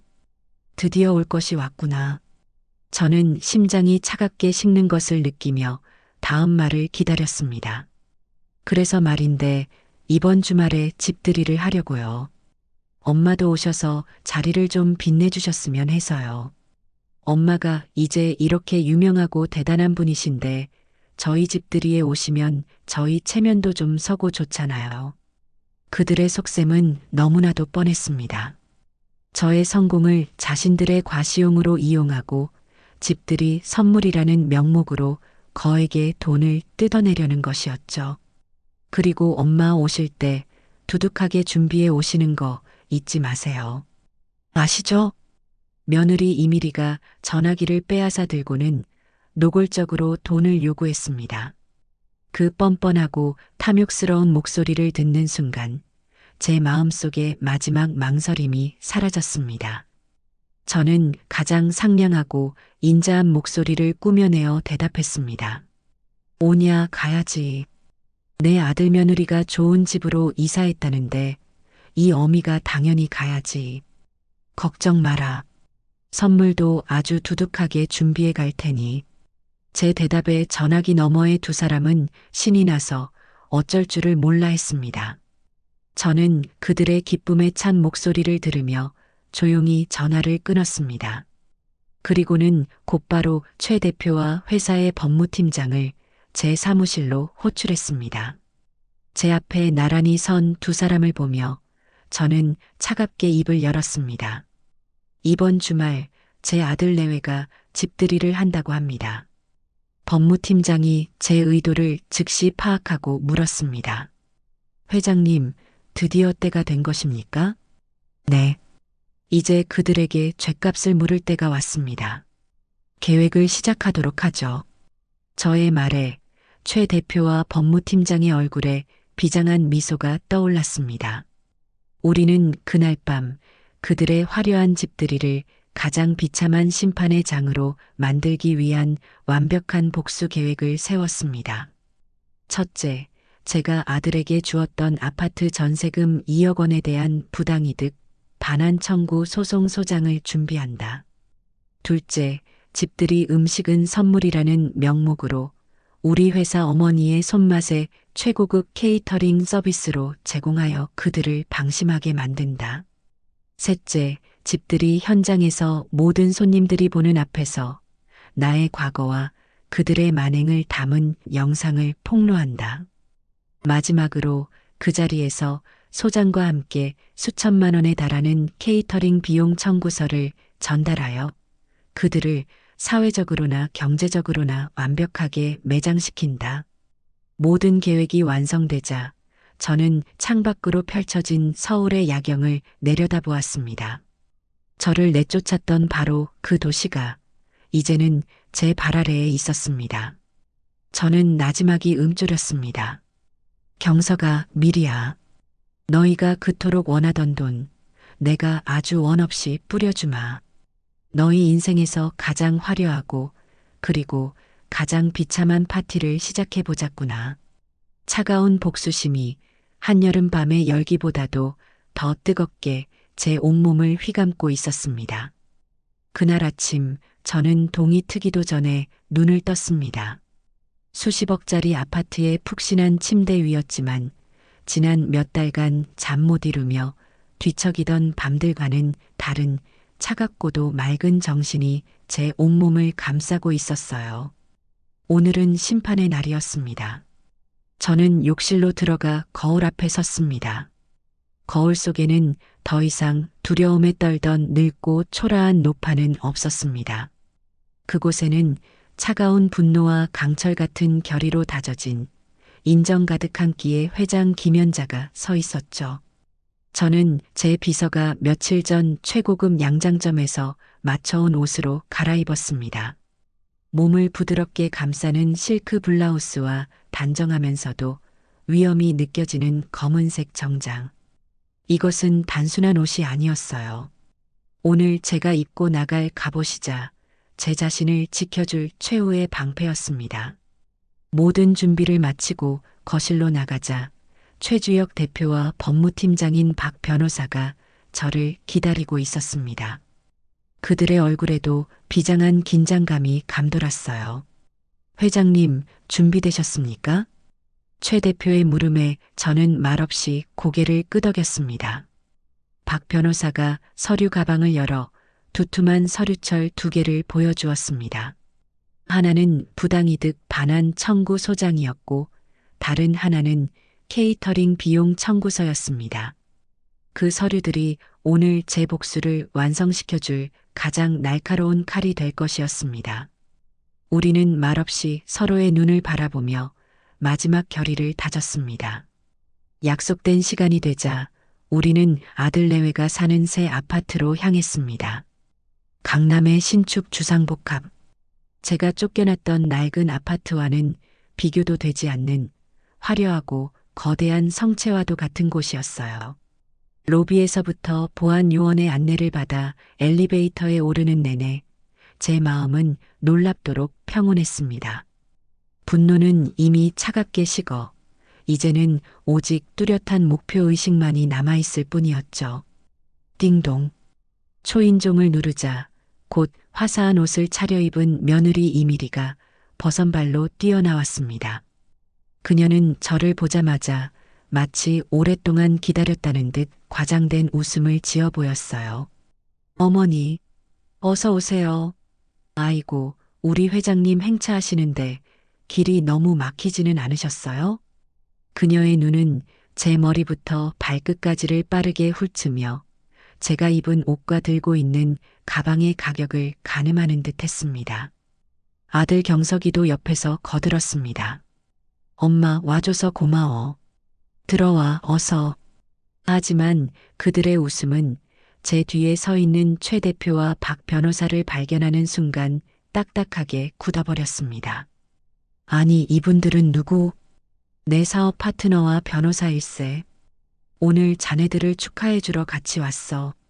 저는 태연하게 말하며 집 안으로 들어섰습니다. 집은 그들의 허영심을 증명이라도 하듯 온갖 비싸 보이는 가구와 장식품들로 가득 차 있었어요. 이미 수십 명의 손님들이 모여 왁자지껄하게 파티를 즐기고 있었습니다. 모두가 경석과 미리의 직장 동료나 친구들인 듯 하나같이 번지르르한 행색을 하고 있었죠. 그들은 갑작스러운 저희의 등장을 의아한 눈으로 쳐다보았습니다. 자, 모두들 주목해 주세요. 오늘 저희 집들이를 위해 저희 시어머님이자 인정 가득한 끼에 김연자 회장님께서 귀한 걸음을 해주셨습니다. 미리는 금세 표정을 바꾸고 저를 손님들에게 자랑스럽게 소개했습니다. 그녀의 목소리에는 저를 성공한 시어머니로 둔 것에 대한 뿌듯함이 가득했어요. 손님들은 와, 저분이 그 유명한 분이시구나. 미리 씨, 시어머니 정말 대단하시다라며 부러움과 감탄을 쏟아냈습니다. 저는 그들의 찬사를 받으며 속으로 차갑게 비웃었습니다. 마음껏 즐겨두어라. 너희가 지금 누리고 있는 그 가짜는 허영과 우월감이 곧 지옥의 나락으로 떨어질 테니. 제가 약속했던 선물인 케이터링 음식들은 이미 집안의 가장 좋은 자리에 화려하게 차려져 있었습니다. 우리 회사 최고의 셰프들이 직접 출장 나와 만든 궁중 요리들이었죠. 손님들은 음식을 맛보며 연신 감탄사를 터뜨렸습니다. 세상에, 이 갈비찜 맛 좀 봐. 입에서 그냥 녹네 녹아. 어느 호텔에서 주문한 거예요? 전복이며 대하까지 재료가 정말 신선하네요. 미리 씨, 오늘 돈 좀 썼나 봐? 미리와 경석은 어깨를 으쓱하며 그 모든 칭찬을 자신들이 받는 것처럼 즐기고 있었어요. 저는 그런 그들을 가만히 지켜보며 와인 잔을 들고 손님들 사이를 우아하게 거닐었습니다. 그리고 마침내 파티의 분위기가 최고조에 달했을 무렵 저는 최 대표에게 눈짓을 보냈습니다. 때가 되었다는 신호였죠. 최 대표가 거실 중앙에 설치된 대형 TV 앞으로 나섰습니다. 그는 손에 든 마이크를 가볍게 두드리며 손님들의 이목을 집중시켰어요. 잠시 주목해 주시기 바랍니다. 오늘 이 기쁜 날을 축하하기 위해 저희 김연자 회장님께서 특별한 영상을 하나 준비하셨습니다. 다 함께 감상하시겠습니다. 손님들은 박수를 쳤고 경석과 미리는 무슨 대단한 선물이라도 공개되는 줄 알고 기대에 찬 눈으로 화면을 바라보았습니다. 곧이어 TV 화면이 밝아지며 인정 가득한 끼에 세련된 홍보 영상이 흘러나오기 시작했습니다. 어머니의 손맛 브랜드의 성공 신화를 담은 영상이었죠. 손님들은 와, 멋지다라며 감탄했고 미리의 어깨는 하늘 높은 줄 모르고 올라갔습니다.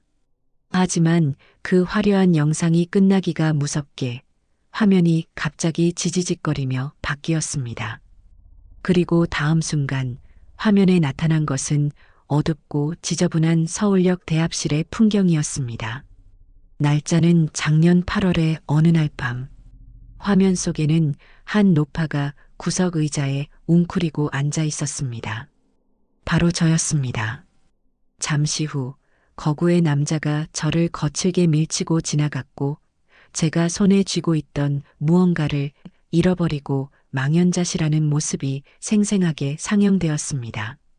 식장 안의 모든 소음이 순간 멎었습니다. 사람들은 저게 무슨 영상인가 싶어 어리둥절한 표정으로 화면을 바라보았어요.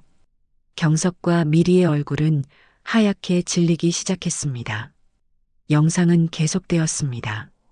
다음 장면은 땡볕 아래 무료급식소 앞에 길게 줄을 서 있는 저의 모습이었습니다. 땀과 먼지로 얼룩진 얼굴, 초점 없는 눈동자, 남루한 옷차림. 누가 봐도 영락없는 노숙자의 모습이었죠. 식판에 멀건 국을 받아들고 서러운 눈물을 뚝뚝 흘리며 밥을 삼키는 제 모습이 클로즈업 되자 손님들 사이에서는 경악과 충격의 탄성이 터져 나왔습니다. 저게 뭐야? 저 할머니 회장님이랑 닮은 것 같은데? 설마 아니지? 모든 시선이 화면과 저 그리고 경석 부부에게로 번갈아 향했습니다. 경석과 미리는 이제 사색이 되어 부들부들 떨고 있었어요.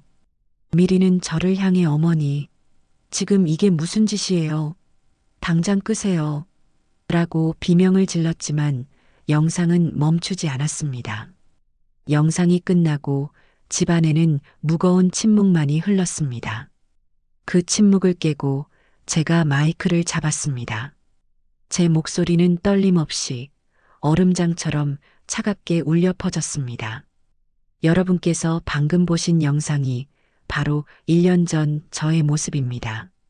그리고 여러분께서 오늘 맛있게 드신 이 훌륭한 음식들이 바로 저 영상 속의 노숙자 노파가 만든 것입니다.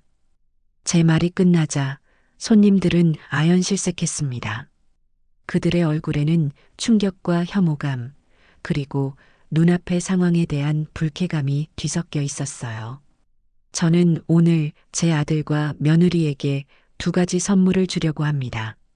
제가 손짓을 하자 박 변호사가 서류철 2개를 들고 경석과 미리 앞으로 다가갔습니다. 첫 번째 선물입니다. 과거 제가 제 아들에게 내주었던 아파트 전세 자금 2억 원에 대한 부당이득 반환 청구 소송장입니다. 박 변호사가 첫 번째 서류를 경석의 손에 쥐어주었습니다. 경석은 마치 불덩이라도 만진 듯 화들짝 놀라며 그것을 떨어뜨렸어요. 그리고 2번째 선물입니다. 박 변호사는 다음 서류를 이미리에게 건넸습니다. 오늘 여러분께서 드신 이 최고급 케이터링 서비스 비용 총 3천만 원에 대한 청구서입니다. 제 의뢰인이신 김연자 회장님께서는 모든 거래는 깔끔해야 한다고 믿으십니다. 축하드립니다. 으악. 미리는 결국 이성을 잃고 비명을 지르며 그 자리에 주저앉았습니다. 경석은 얼굴을 2 손으로 감싼 채 아무 말도 하지 못했어요. 손님들은 더 이상 이 끔찍한 자리에 머물고 싶지 않다는 듯 서둘러 짐을 챙겨 도망치듯 집을 빠져나가기 시작했습니다. 그들의 눈에는 경석 부부를 향한 경멸과 조롱만이 가득했습니다. 화려했던 집들이 파티는 순식간에 가장 비참하고 끔찍한 심판의 장으로 변해버렸습니다. 저는 그 아수라장의 한가운데 서서 모든 것이 무너져 내린 아들과 며느리를 차갑게 내려다보았습니다. 이것이 바로 제가 그들에게 주는 인생 최고의 선물이었습니다. 그날의 집들이는 그야말로 아수라장이었습니다. 제가 최 대표 박 변호사와 함께 그 집을 빠져나올 때까지도 며느리 이미리의 악에 바친 비명과 아들 경석의 공허한 흐느낌은 멈추지 않았어요. 쫓기듯 빠져나가는 손님들의 경멸 어린 수군거림이 그들의 마지막 자존심까지 갈기갈기 찢어놓고 있었습니다. 고급 세단에 올라타는 내내 제 심장은 이상할 정도로 고요했습니다. 복수를 끝마쳤다는 후련함보다는 차갑고 텅 빈 무언가가 제 가슴을 채우고 있었죠. 이것이 과연 제가 원했던 것일까? 하지만 이미 주사위는 던져졌고 저는 제 선택을 후회하지 않기로 했습니다. 그날 이후 아들 내외의 삶은 곤두박질 치기 시작했습니다. 최 대표가 전해주는 소식에 따르면 그들의 몰락은 제가 상상했던 것보다 훨씬 더 빠르고 비참하게 진행되고 있었어요. 우선 그들의 사회적 관계가 완전히 파탄났습니다. 그날 집들이에 참석했던 사람들은 자신들이 겪은 끔찍한 경험을 그냥 넘어가지 않았어요.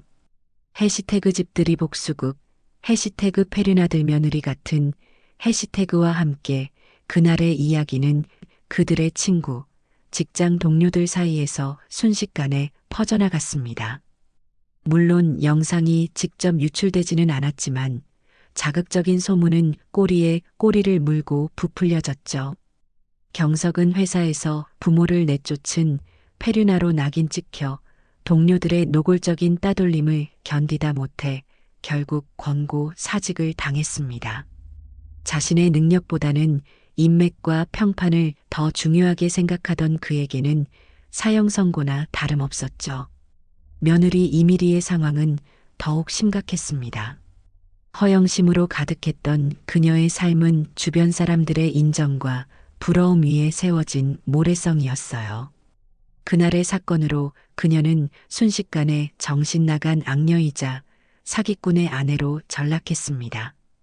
그녀가 속해 있던 각종 사교 모임에서는 당연히 제명되었고 친하게 지내던 친구들마저 그녀의 전화를 피하기 시작했습니다. 그녀가 그토록 공들여 쌓아 올렸던 모든 것이 하룻밤 사이에 신기루처럼 사라져버린 것입니다. 경제적인 파탄도 뒤따랐습니다. 제가 제기한 2억 원의 반환 청구 소송과 3천만 원의 케이터링 비용은 그들이 감당할 수 있는 수준이 아니었어요. 그들은 결국 울며 겨자 먹기로 그렇게 자랑하던 강남의 새 아파트를 금매로 내놓아야만 했습니다. 하지만 집을 팔아 제게 빚을 갚고 나니 그들 손에 남는 돈은 거의 없었어요. 그들은 결국 서울 변두리의 허름한 다세대 주택 월세방으로 쫓겨나듯 이사를 가야만 했습니다. 천국에서 지옥으로 떨어지는 데는 그리 오랜 시간이 걸리지 않았습니다. 그렇게 몇 주가 지난 어느 날이었습니다. 제 비서로부터 경석이 회사 로비에서 저를 만나게 해달라고 몇 시간째 행패를 부리고 있다는 연락이 왔습니다. 저는 경비들에게 그를 내쫓지 말고 제 사무실로 올려보내라고 지시했습니다. 마침내 제 눈앞에 나타난 아들의 모습은 그야말로 패인 그 자체였어요. 며칠은 감지하는 듯 기름진 머리, 퀭한 눈, 구겨진 옷차림. 예전에 번지르르 하던 모습은 온데간데 없었습니다. 그는 제 사무실에 들어서자마자 바닥에 무릎을 꿇고 울부짖기 시작했습니다. 엄마, 제가 잘못했어요. 제발 용서해 주세요. 네, 엄마. 그는 제 발치에 매달려 눈물 콧물을 쏟아내며 빌었습니다. 하지만 저는 그의 눈에서 진정한 반성을 읽을 수 없었어요. 그의 눈물은 자신의 죄에 대한 참회가 아니라 모든 것을 잃어버린 자신의 처지에 대한 한탄일 뿐이었습니다. 제가 정말 죽을 죄를 지었습니다. 다시는 안 그럴게요. 제발 소송 좀 취하해 주시고 저희 좀 살려주세요. 엄마, 돈 많잖아요. 이까짓 돈 없어도 사시잖아요. 역시나 그의 본심은 결국 돈이었습니다. 저는 차가운 눈으로 그를 내려다보며 말했습니다. 일어나라. 내 눈물은 조금도 나를 움직이지 못한다. 제 말에 경석은 울음을 그치고 저를 올려다보았습니다. 그의 눈에 원망이 서리기 시작했어요. 어떻게 아들한테 이럴 수가 있어요. 엄마 때문에 내 인생이 전부 망했어. 내가 뭘 그렇게 잘못했는데. 미리 성화에 못 이겨서 잠깐, 아주 잠깐 그런 것뿐인데 그걸 가지고 이렇게까지 사람을 망가뜨려야 했어요? 그의 입에서 쏟아져 나오는 말들은 가관이었습니다. 그는 여전히 모든 것을 제 탓, 며느리 탓으로 돌리고 있었어요. 자신의 어리석음과 비정함에 대해서는 조금도 깨닫지 못하고 있었습니다. 저는 깊은 실망감에 한숨을 내쉬었습니다. 이 녀석은 아직도 멀었구나. 징벌만으로는 부족하구나. 마지막 가르침이 필요하겠구나. 저는 그가 모든 변명과 원망을 쏟아내고 지쳐서 헐떡일 때까지 가만히 기다려 주었습니다. 그리고 마침내 그가 조용해졌을 때 저는 책상 서랍에서 얇은 서류 한 장을 꺼내 그에게 내밀었습니다. 이게 뭐예요? 입사 지원서다. 네. 경석은 이해할 수 없다는 표정으로 저를 쳐다보았습니다. 너가 진정으로 네 잘못을 뉘우치고 너가 버린 어미에게 용서를 구하고 싶다면 돈이 아니라 땀으로 증명해라. 너가 그토록 무시하고 경멸했던 사람답게 사는 것이 무엇인지 네 몸으로 직접 배워봐라. 저는 차갑고 단호한 목소리로 말했습니다. 내일부터 우리 회사 물류창고로 출근해. 다른 직원들과 똑같이 아침부터 저녁까지 땀 흘려 상자를 나르게 될 거다. 시간당 최저임금을 받게 될 거야. 너가 그 돈으로 내 빚을 모두 갚는 날, 그때가 되면 내가 너를 다시 아들로 받아들일지 한번 생각해 보겠다. 제 제안에 경석은 아연실색했습니다. 번듯한 사무직으로만 일해왔던 그에게 육체 노동은 상상조차 해보지 못한 일이었을 겁니다. 지금 저더러 막노동을 하라는 말씀이세요? 선택은 너의 몫이다. 이 지원서를 쓰고 새로운 삶을 살든 아니면 이대로 영원히 내 눈앞에서 사라지든 스스로 결정해라. 저는 그 말을 끝으로 자리에서 일어나 사무실을 나섰습니다.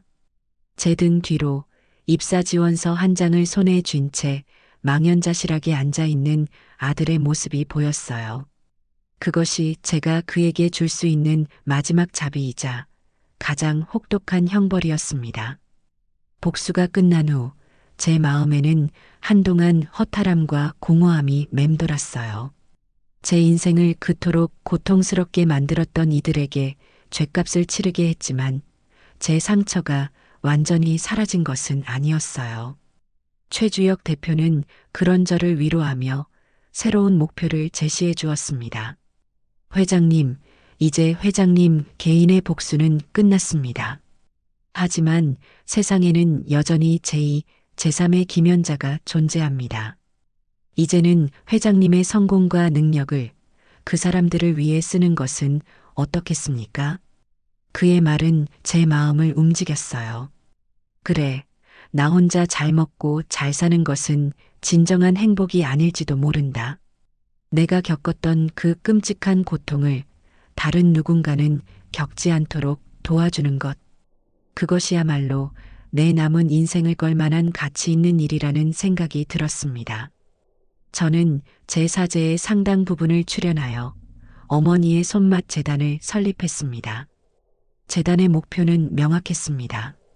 저처럼 가족에게 버림받고 사회에서 소외된 노인들에게 안전한 거처와 일자리를 제공하여 그들이 다시 자립할 수 있도록 돕는 것이었죠. 우리는 서울 외곽에 작은 건물을 매입하여 노인들을 위한 쉼터와 직업훈련 시설을 만들었습니다. 그리고 인정 가득한 끼의 제2공장을 그 근처에 설립하여 재단을 통해 교육받은 어르신들을 우선적으로 채용했습니다. 재단 설립 소식이 알려지자 전국 각지에서 수많은 사연을 가진 어르신들이 저희를 찾아왔습니다. 저는 그들의 이야기를 하나하나 들어주며 그들의 아픔에 공감했습니다. 그리고 그들에게 말해주었죠.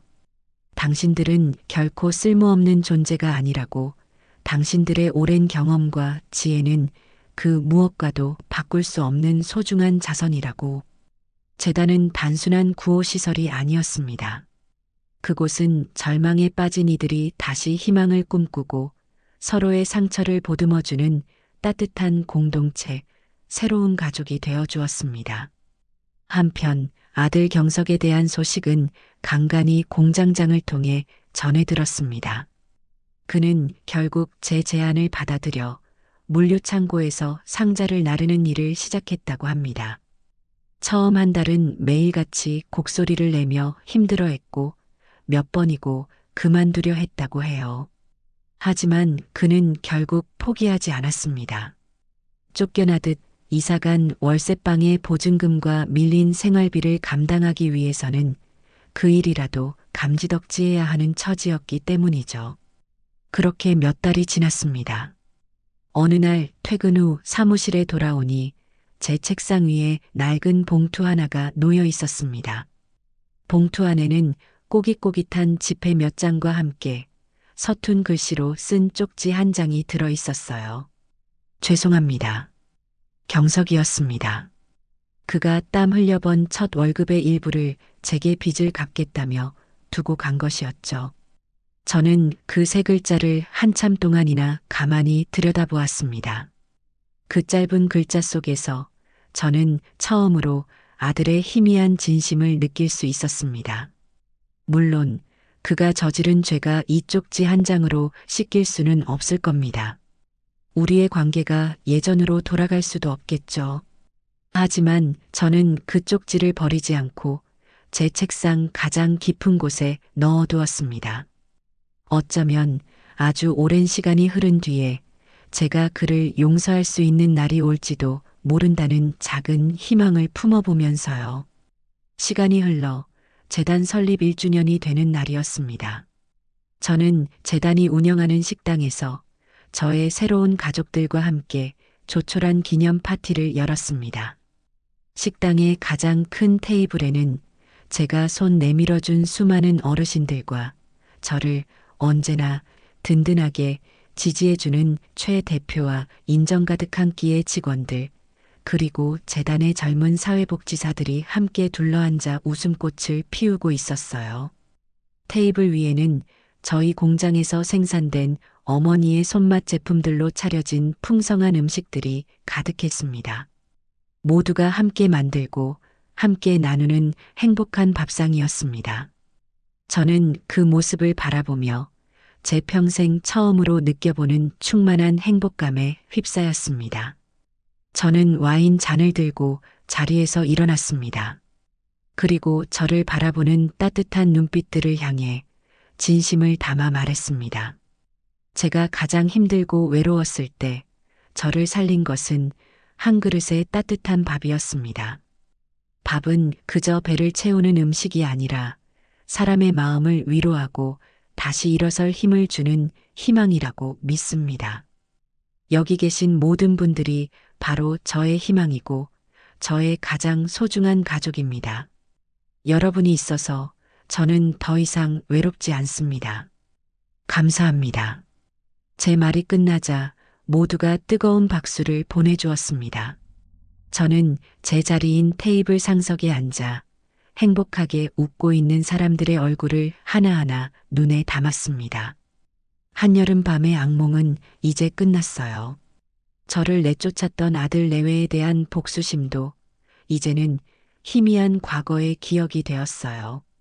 저는 제 손으로 직접 그 어떤 복수보다도 더 값지고 위대한, 따뜻하고 거대한 저만의 왕국을 일구어냈습니다. 제 발 아래에 펼쳐진 서울의 야경보다 지금 제 눈앞에 이 소박하고 따뜻한 식탁이 훨씬 더 아름답고 찬란하게 빛나고 있었어요. 그것이야말로 제 인생의 진정한 승리이자 완벽한 행복이었습니다.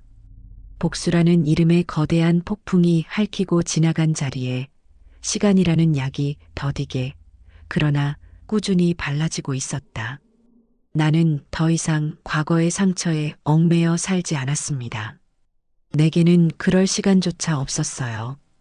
어머니의 손맛 재단은 하루가 다르게 성장했고 나는 눈코 뜰 새 없이 바쁜 나날을 보내고 있었습니다. 재단은 이제 단순히 노인들에게 쉼터와 일자리를 제공하는 것을 넘어 그들의 삶 자체를 기록하고 보존하는 새로운 사업을 시작했습니다. 이름하여 할머니 손맛 전수 사업. 전국 각지에 숨어 있는 평생을 부엌에서 살아온 할머니들의 레시피와 그 안에 담긴 인생 이야기를 기록하여 한 권의 책과 다큐멘터리로 만드는 거대한 프로젝트였죠. 어느 맑은 가을날 나는 프로젝트의 일환으로 강원도의 작은 산골 마을을 찾았습니다. 그곳에는 90이 넘은 연세에도 홀로 텃밭을 가꾸며 된장을 담그는 한 할머니가 살고 계셨어요. 굽이굽이 산길을 돌아 도착한 할머니의 댁은 흙냄새와 구수한 장 냄새가 정겹게 어우러진 시간이 멈춘 듯한 공간이었습니다. 할머니는 수줍은 미소로 우리를 맞이해 주셨고 저는 할머니의 부엌에 앉아 두런두런 이야기를 나누기 시작했습니다. 할머니, 이 된장은 어떻게 이렇게 깊은 맛이 나요? 저희 회사 연구원들이 아무리 분석을 해도 이 맛을 못 내던데. 제 물음에 할머니는 검버섯이 핀 손으로 장독대를 쓰다듬으며 나지막이 말씀하셨습니다. 비법은 무슨, 그냥 볕이 잘 들 때 콩을 삶고 바람이 좋을 때 매주를 띄우고 밤하늘에 별이 총총할 때 소금물을 붓는 기다. 세월이 해주는 거지 사람이 하는 게 아니야. 할머니는 덤덤하게 말씀하셨지만 저는 그 말 속에 담긴 자연의 순리와 기다림의 미학을 느낄 수 있었습니다. 할머니는 당신이 18배 시집와서 시어머니에게 장 담그는 법을 배웠던 이야기, 가난했던 시절 쌀한 토리, 귀에 멀건 죽만 끓여 먹으면서도 장맛 하나만큼은 지켜내려 애썼던 이야기, 그리고 그 장으로 끓인 된장찌개를 먹고 자란 자식들이 모두 도시로 떠나버린 이야기까지. 그녀의 주름진 얼굴과 투박한 손에는 한 여성의 고단했던 일생이 고스란히 담겨 있었습니다. 저는 그 이야기를 하나하나 놓치지 않고 가슴에 새겼습니다. 이것은 단순히 음식을 만드는 법에 대한 기록이 아니었어요. 그것은 한 시대를 살아온 우리 어머니들의 위대한 역사 그 자체였습니다. 그렇게 며칠간의 출장을 마치고 서울의 사무실로 돌아왔을 때 최주혁 대표가 저를 기다리고 있었습니다. 그의 얼굴에는 언제나처럼 든든한 미소와 함께 무언가 중요한 소식을 전하려는 듯한 긴장감이 감돌았어요. 회장님, 출장은 어떠셨습니까? 좋았어. 아주 귀한 것을 배우고 왔다네. 저는 만족스럽게 웃으며 자리에 앉았습니다. 최 대표는 제게 따뜻한 차를 한 잔 건네며 조심스럽게 서류 봉투 하나를 내밀었습니다. 회장님께 드릴 말씀이 있습니다. 저희 인정 가득한 끼가 드디어 다음 달 주식시장에 상장하게 되었습니다. 상장? 주식에 대해 잘 알지 못하는 저에게는 생소한 단어였습니다. 최 대표는 그것이 어떤 의미인지 차근차근 설명해 주었어요. 우리 회사가 이제는 개인의 소유를 넘어 대한민국을 대표하는 공개된 기업이 된다는 뜻이었습니다. 그리고 그 말은 회사의 주요 주주인 저의 자산이 이제는 제가 평생을 써도 다 못 쓸 만큼 천문학적인 액수가 된다는 의미이기도 했죠. 이것으로 재단의 미래는 완전히 보장된 셈입니다. 이제 회장님께서는 아무 걱정 없이 하고 싶으신 일을 마음껏 하시면 됩니다. 저는 멍하니 창밖을 바라보았습니다. 불과 몇 년 전 길거리에서 한 끼 식사를 구걸하던 제가 이제는 수천억 대의 자산가가 되었다니 모든 것이 꿈만 같았어요. 저는 최 대표를 가만히 바라보았습니다. 그가 아니었다면 지금의 저는 없었을 겁니다. 그는 저에게 단순한 사업 파트너가 아니었어요. 그는 제게 아들 이상의 존재였습니다. 최 대표, 정말 고맙네. 자네가 없었다면. 회장님, 그런 말씀 마십시오. 제가 아니라 회장님의 손맛과 그 안에 담긴 진정성이 우리를 이곳까지 이끈 것입니다. 저는 그저 회장님이라는 보석을 조금 일찍 알아보았을 뿐입니다. 우리는 말없이 서로를 보며 미소 지었습니다. 우리의 관계는 피를 나눈 가족은 아니었지만 그 어떤 혈연보다도 깊은 신뢰와 존중으로 엮여 있었죠. 그로부터 며칠 후 저는 새로운 프로젝트를 위해 남대문 시장을 찾았습니다. 전국의 숨은 장인들을 찾아 기록하는 일이었죠. 한참을 시장 안쪽의 그릇 가게들을 둘러보는데 제 눈에 익숙한 뒷모습 하나가 들어왔습니다. 허름한 앞치마를 두르고 좌판에 앉아 손님과 실랑이를 벌이고 있는 한 여인. 제 심장이 쿵 하고 내려앉았습니다. 며느리 이밀이었습니다. 한때는 최고급 명품만을 휘감고 다니던 그녀였습니다. 하지만 지금 그녀의 모습은 시장의 어느 상인과도 다를 바 없는 삶에 찌든 초라한 모습이었어요. 아마도 경석과 헤어진 후 친정으로 돌아가 부모님의 가게 일을 돕고 있는 모양이었습니다. 그녀는 손님과 가격 문제로 목청을 높여 싸우다가 문득 고개를 돌렸습니다. 그리고 저와 눈이 마주쳤습니다. 그 순간 그녀의 얼굴에 스쳐 지나간 감정들은 복잡 미묘했습니다. 놀라움, 당혹감, 그리고 깊은 수치심과 꺼지지 않은 증오. 그녀는 마치 귀신이라도 본 사람처럼 얼굴이 새하얗게 질리더니 황급히 고개를 돌려버렸습니다. 저는 더 이상 그녀에게 다가가지 않았습니다. 아무 말도 하지 않았어요.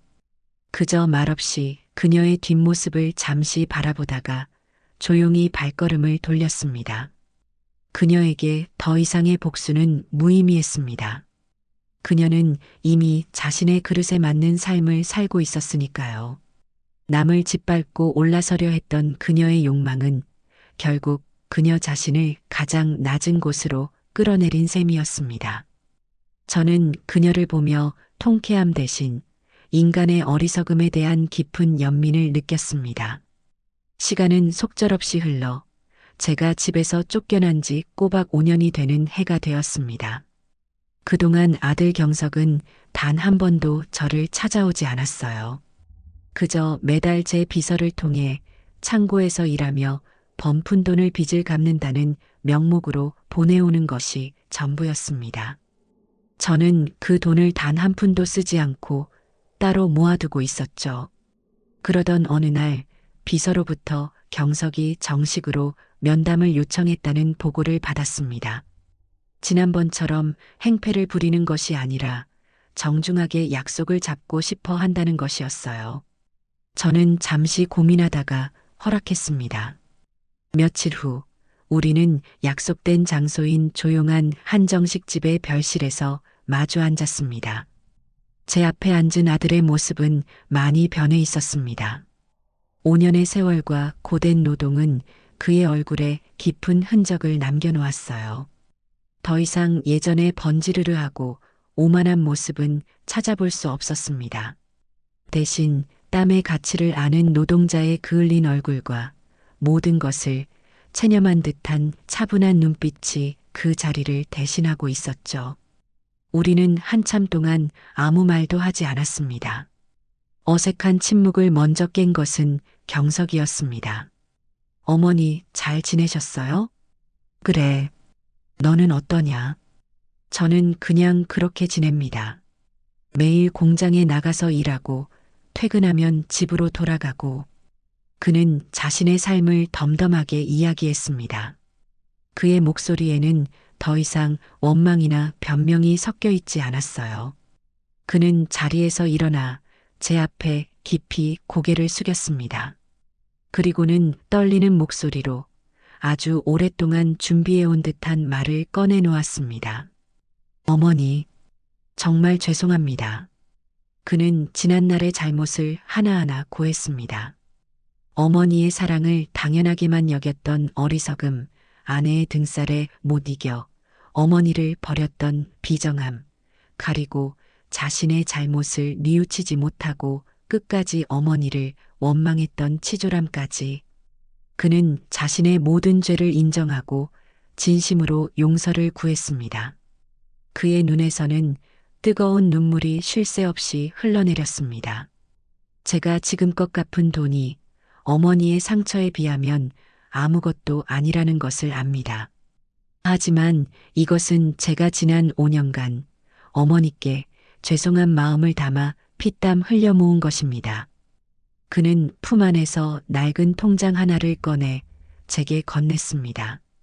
그가 매달 보내왔던 돈이 고스란히 모여있는 통장이었습니다. 저는 그 통장을 말없이 받아들었습니다. 그리고는 제 가방에서 조용히 서류 한 장을 꺼냈어요. 그것은 5년 전 제가 아들에게 빚을 강제했던 차용증 원본이었습니다. 저는 그 서류를 아들이 보는 앞에서 천천히 그리고 단호하게 갈기갈기 찢어버렸습니다. 경석아, 내 빚은 이걸로 다 갚은 것으로 하마. 저는 찢어버린 서류 조각을 테이블 위에 내려놓고 그가 건넨 통장을 다시 그의 앞으로 밀어주었습니다. 그리고 이 돈은 너가 번 돈이다. 나는 단 한 푼도 받지 않겠다. 그러니 이제 이 돈으로 너와 우빈이의 미래를 위해 쓰거라. 우빈이? 제 입에서 손주의 이름이 나온 것은 5년 만에 처음이었습니다. 그 이름이 나오는 순간 경석은 결국 참았던 울음을 터뜨리며 오열하기 시작했습니다. 어쩌면 그는 제가 손주의 안부를 물어봐주는 그 순간을 가장 간절하게 기다렸는지도 모릅니다. 저는 그날 아들을 용서했습니다.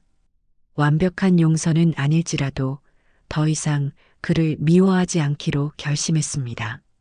그것이 저 자신을 과거의 족쇄로부터 해방시키는 유일한 길이라는 것을 깨달았기 때문입니다. 또다시 시간이 흘렀습니다. 어느 주말 오후 저는 재단이 운영하는 직업훈련센터의 주방에 서 있었습니다. 오늘은 제가 직접 새로 들어온 어르신들에게 저의 된장국 비법을 전수해주는 날이었죠. 주방 안은 구수한 된장 냄새와 사람들의 활기찬 웃음소리로 가득했습니다. 자, 다들 이리 와서 맛 좀 봐요. 된장은 이렇게 구수하게 풀어야 제맛이 나는 거야. 제가 어르신들을 가르치고 있는데 주방 문이 열리며 경석과 훌쩍 자란 우빈이가 들어왔습니다. 이제 중학생이 된 우빈이는 제법 어른 티가 났어요. 그들은 오늘 재단에 봉사활동을 하러 온 것이었습니다. 할머니, 안녕하세요. 우빈이가 어색하지만 예의 바르게 저에게 인사를 했습니다. 저는 말없이 미소를 지으며 고개를 끄덕여 주었어요. 경석은 아무 말 없이 앞치마를 두르고 주방 구석에서 설거지를 시작했습니다. 우빈이는 그런 아빠를 도와 어르신들에게 밥을 퍼주는 일을 맡았죠. 우리는 많은 대화를 나누지 않았습니다. 하지만 그 침묵 속에는 과거에는 없었던 편안함과 잔잔한 온기가 흐르고 있었어요. 저는 끓고 있는 된장국을 국자로 휘저으며 그 광경을 가만히 바라보았습니다. 나를 지옥으로 내몰았던 한 그릇의 음식, 그리고 이제는 수많은 사람들에게 희망을 주는 한 그릇의 음식, 고통스러웠던 과거와 따뜻한 현재가 이 구수한 된장국 한 그릇 안에서 기묘하게 어우러지는 듯 했습니다. 저는 제 앞에 앉아 맛있게 밥을 먹는 사람들을 보았습니다. 저를 존경의 눈빛으로 바라보는 직원들, 저의 든든한 동반자인 최 대표, 묵묵히 땀 흘려 일하는 아들의 뒷모습, 그리고 어색하게나마 제 곁을 맴도는 손주의 모습까지. 그래, 이것이 바로 나의 왕국이고 나의 가족이며 나의 유산이구나. 저는 더 이상 아무것도 원하지 않았습니다. 한여름밤의 복수는 끝났고 제 마음에는 그 어떤 상처의 흔적도 없이 오직 충만한 평화와 감사만이 가득했어요. 저는 제 손으로 직접 세상에서 가장 따뜻하고 맛있는 행복을 끓여낸 진정한 여왕이었습니다.